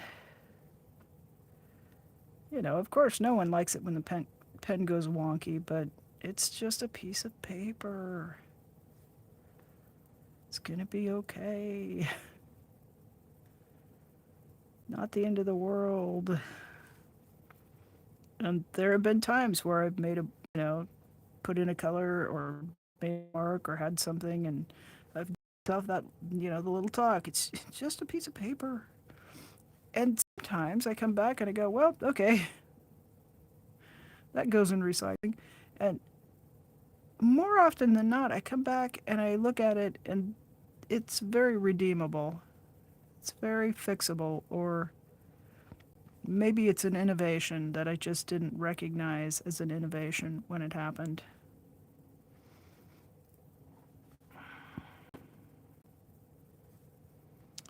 And a lot of things that seem like error can be corrected with dark paint or a whiter marker. It's just, I think it's a struggle a lot of people have, and not just their art practice, but we, we're human. Like, we goof up stuff all day long, every day of the week, don't we?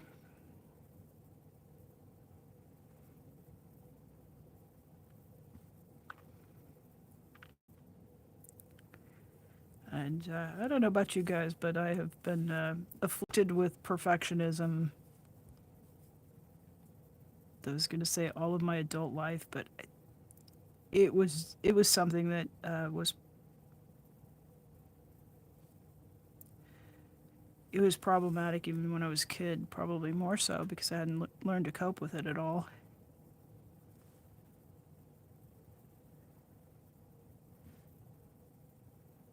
But I had a friend in college who would just lose his patience with me in my attempts to get things right, and he would say, Janelle, it doesn't have to be perfect. It just has to be. Get the paper done. Get the task done. Perfectionism is really, it's quite the enemy of completion.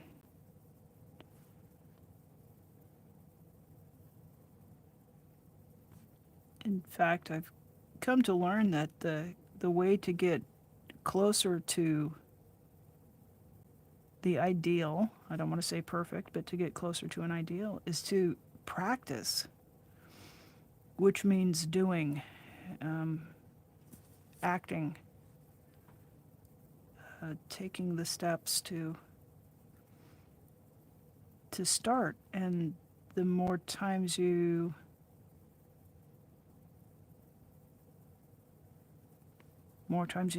do a particular task, you're going to get better at it. Eventually, you're going to get so much closer to something that's perfect. By am I still allowed to do air quotes, or has that been outlawed in 2020, almost 5? Somebody let me know in the comments there. Uh, but yeah, you do get better at whatever you're working at just by doing it. So that's another way to kind of interrupt that thought when you're like, I don't know if I can do this right.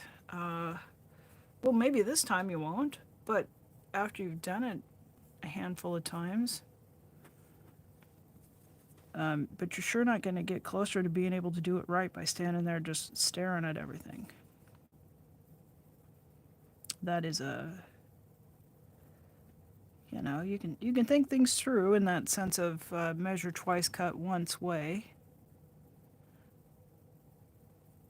but you can't vicariously learn how to execute something like an expert without practicing.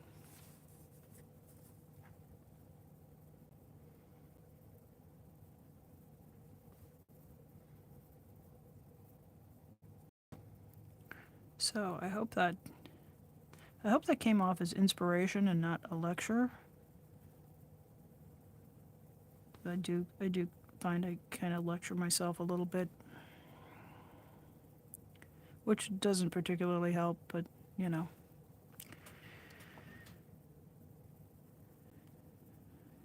We do what we can do.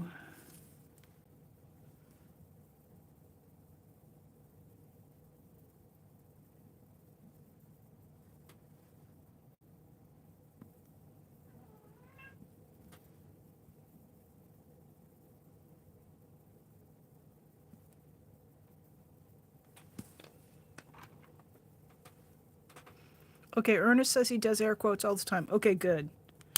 You and me, we'll hold down the we will be the air quote squad.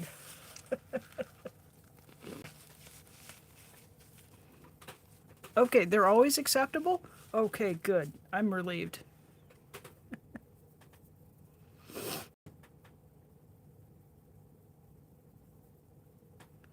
Okay, so Dan's got some, yeah, he's got some thoughts. Oh, Ernest, me too. I'm, I was diagnosed with ADHD. Oh golly, probably 25 years ago, and then started learning some ways to cope with it, and then was got an autism diagnosis sometime not terribly long ago. So between the autism and the ADHD, it's actually not a bad combo to have because with autism you kind of like to do. Uh, I like the routines. I like doing the thing I do. I don't like stopping to do other things. But um, I find that the the ADHD makes me crave variety a little bit. Like I can get bored, and then I'm like, okay, what's next? What else can I do? And that tempers the some of the autism a bit, or adds a little more spice to the spiciness. I'm not quite sure where I come down on that, but yeah. So Ernest says it's hard having ADHD with perfectionism. It's hard to start on anything. Um, yeah, that also. Yeah, because I mean, I feel that I'll just think about things and think about, oh, there's a right way to do it. There's the best way to do it.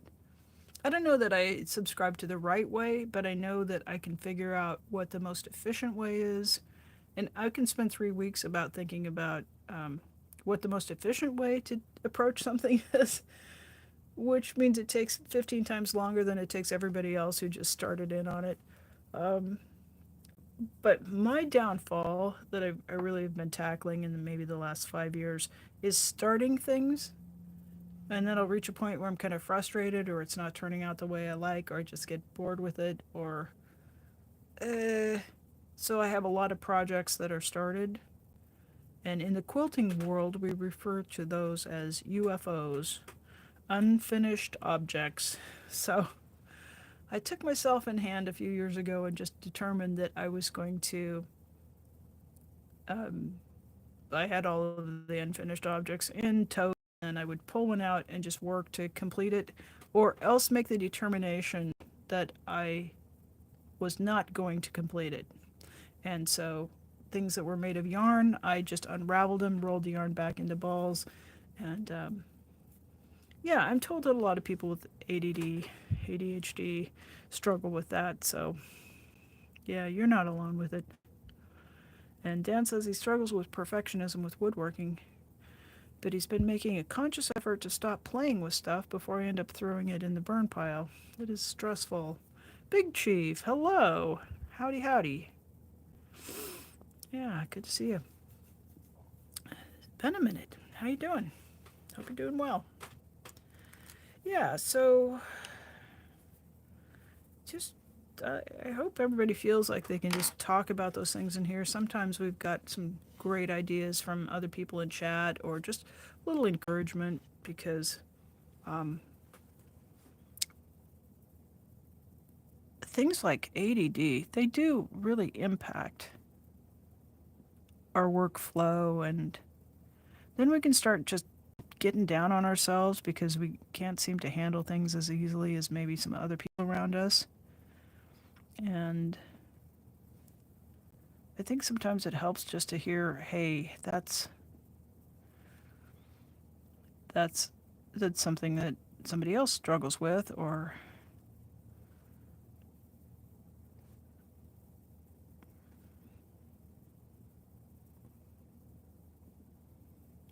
I know I could just think of so many things that um, were maybe things I was told as a child, like you're lazy, you don't get anything done. I mean, and some of those criticisms, like sometimes people with ADHD are working 5 times harder than other people are. We're not lazy because of our lack of, finished objects on the finish line.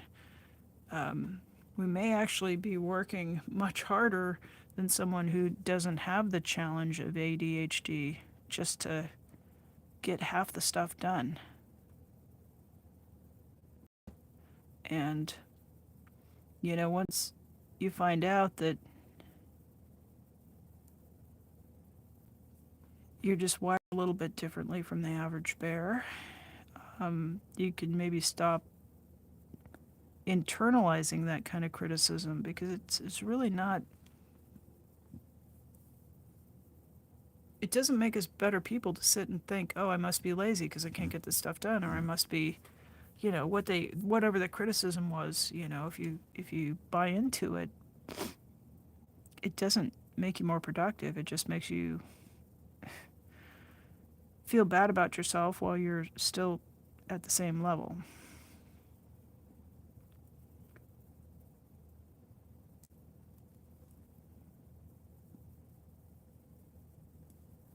Anyway, that's not going to be true for everybody with ADHD, that they feel that. But I was raised with those messages that, that I wasn't trying hard enough, or things like that. And when I was in my 40s and having a doctor go, well, yeah, it turns out this is one of the issues, and then here are some strategies to help you get the stuff you want to get done in life done with the brain that you have that works the way it works. Well, it's a whole different world then. I also was diagnosed with dyscalculia, which is, most people know what dyslexia is, and which is a learning disorder in looking at letters and words. And I know every time I say this, there'll be somebody who goes, I've never heard of that. And it's just as common. And dyscalculia is numbers just spin and tumble. I can't hold them in my mind's eye. As soon as I take my eyes away from the page, I can't. I can keep the word TWO in my mind's eye just as clear as day for weeks on end, but I can't keep the numeral 2 in my mind's eye long enough to put it in parentheses and add a superscript and then put that over, and do some calculation to get the answer to the equation and put that on a graph. That's just too much to hold just in my short-term memory. And so that wasn't diagnosed until the last semester of my senior year of college, when I was trying to pass that last math class for my Bachelor of Science degree. And I'll tell you, boy, if I'd known that when I was a freshman, or even when I was still in grade school, we could have taught me math in a different way. But I just don't math. Well, that's not true. It takes me 4 times or 5 times as long as somebody who doesn't have dyscalculia to work simple equations and calculations. But boy, did I feel stupid about, why can't I do basic math? For years, I felt just like an idiot about it.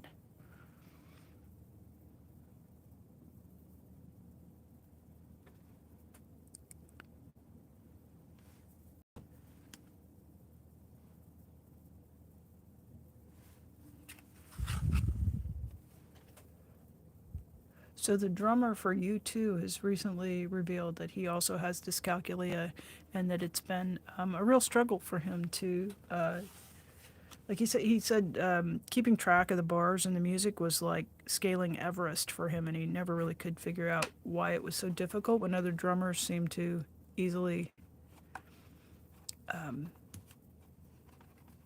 read music. And I'm not exactly sure what the challenges with it are for a drummer, because I'm not a drummer, but it was like, finally, there's somebody kind of well known who's talking about this. And maybe there's a few kids who'll get diagnosed and get some help with how they do math, so that they don't have to go through that. It's not much fun. Ernest, well, thanks for coming in again. It was good to see you. We do have those things to do, eh? See, there's Dan with I've not heard of dyscalculia. It's always it's a full service live stream here. I try to provide for you.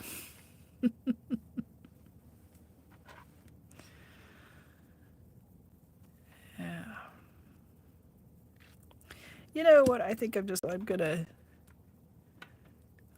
gonna call it a live stream here before I start another one. That'll take us out. I think we're at a strong spot. Let's do a little art show. Let's wish each other well. And yep, we worked on this painting that uses the mother color for the blend, the mixes for all of the paints. And went with Lucas yellow green for that mother color, and I like it. It gives it kind of a uniformity throughout that's sort of pleasing to my eye. So we've made good progress on that one. That one's coming along. We had to look at the difference between the 10, the micron 10, and they don't easily put it on here what the, oh, here it is. 0.6 millimeter.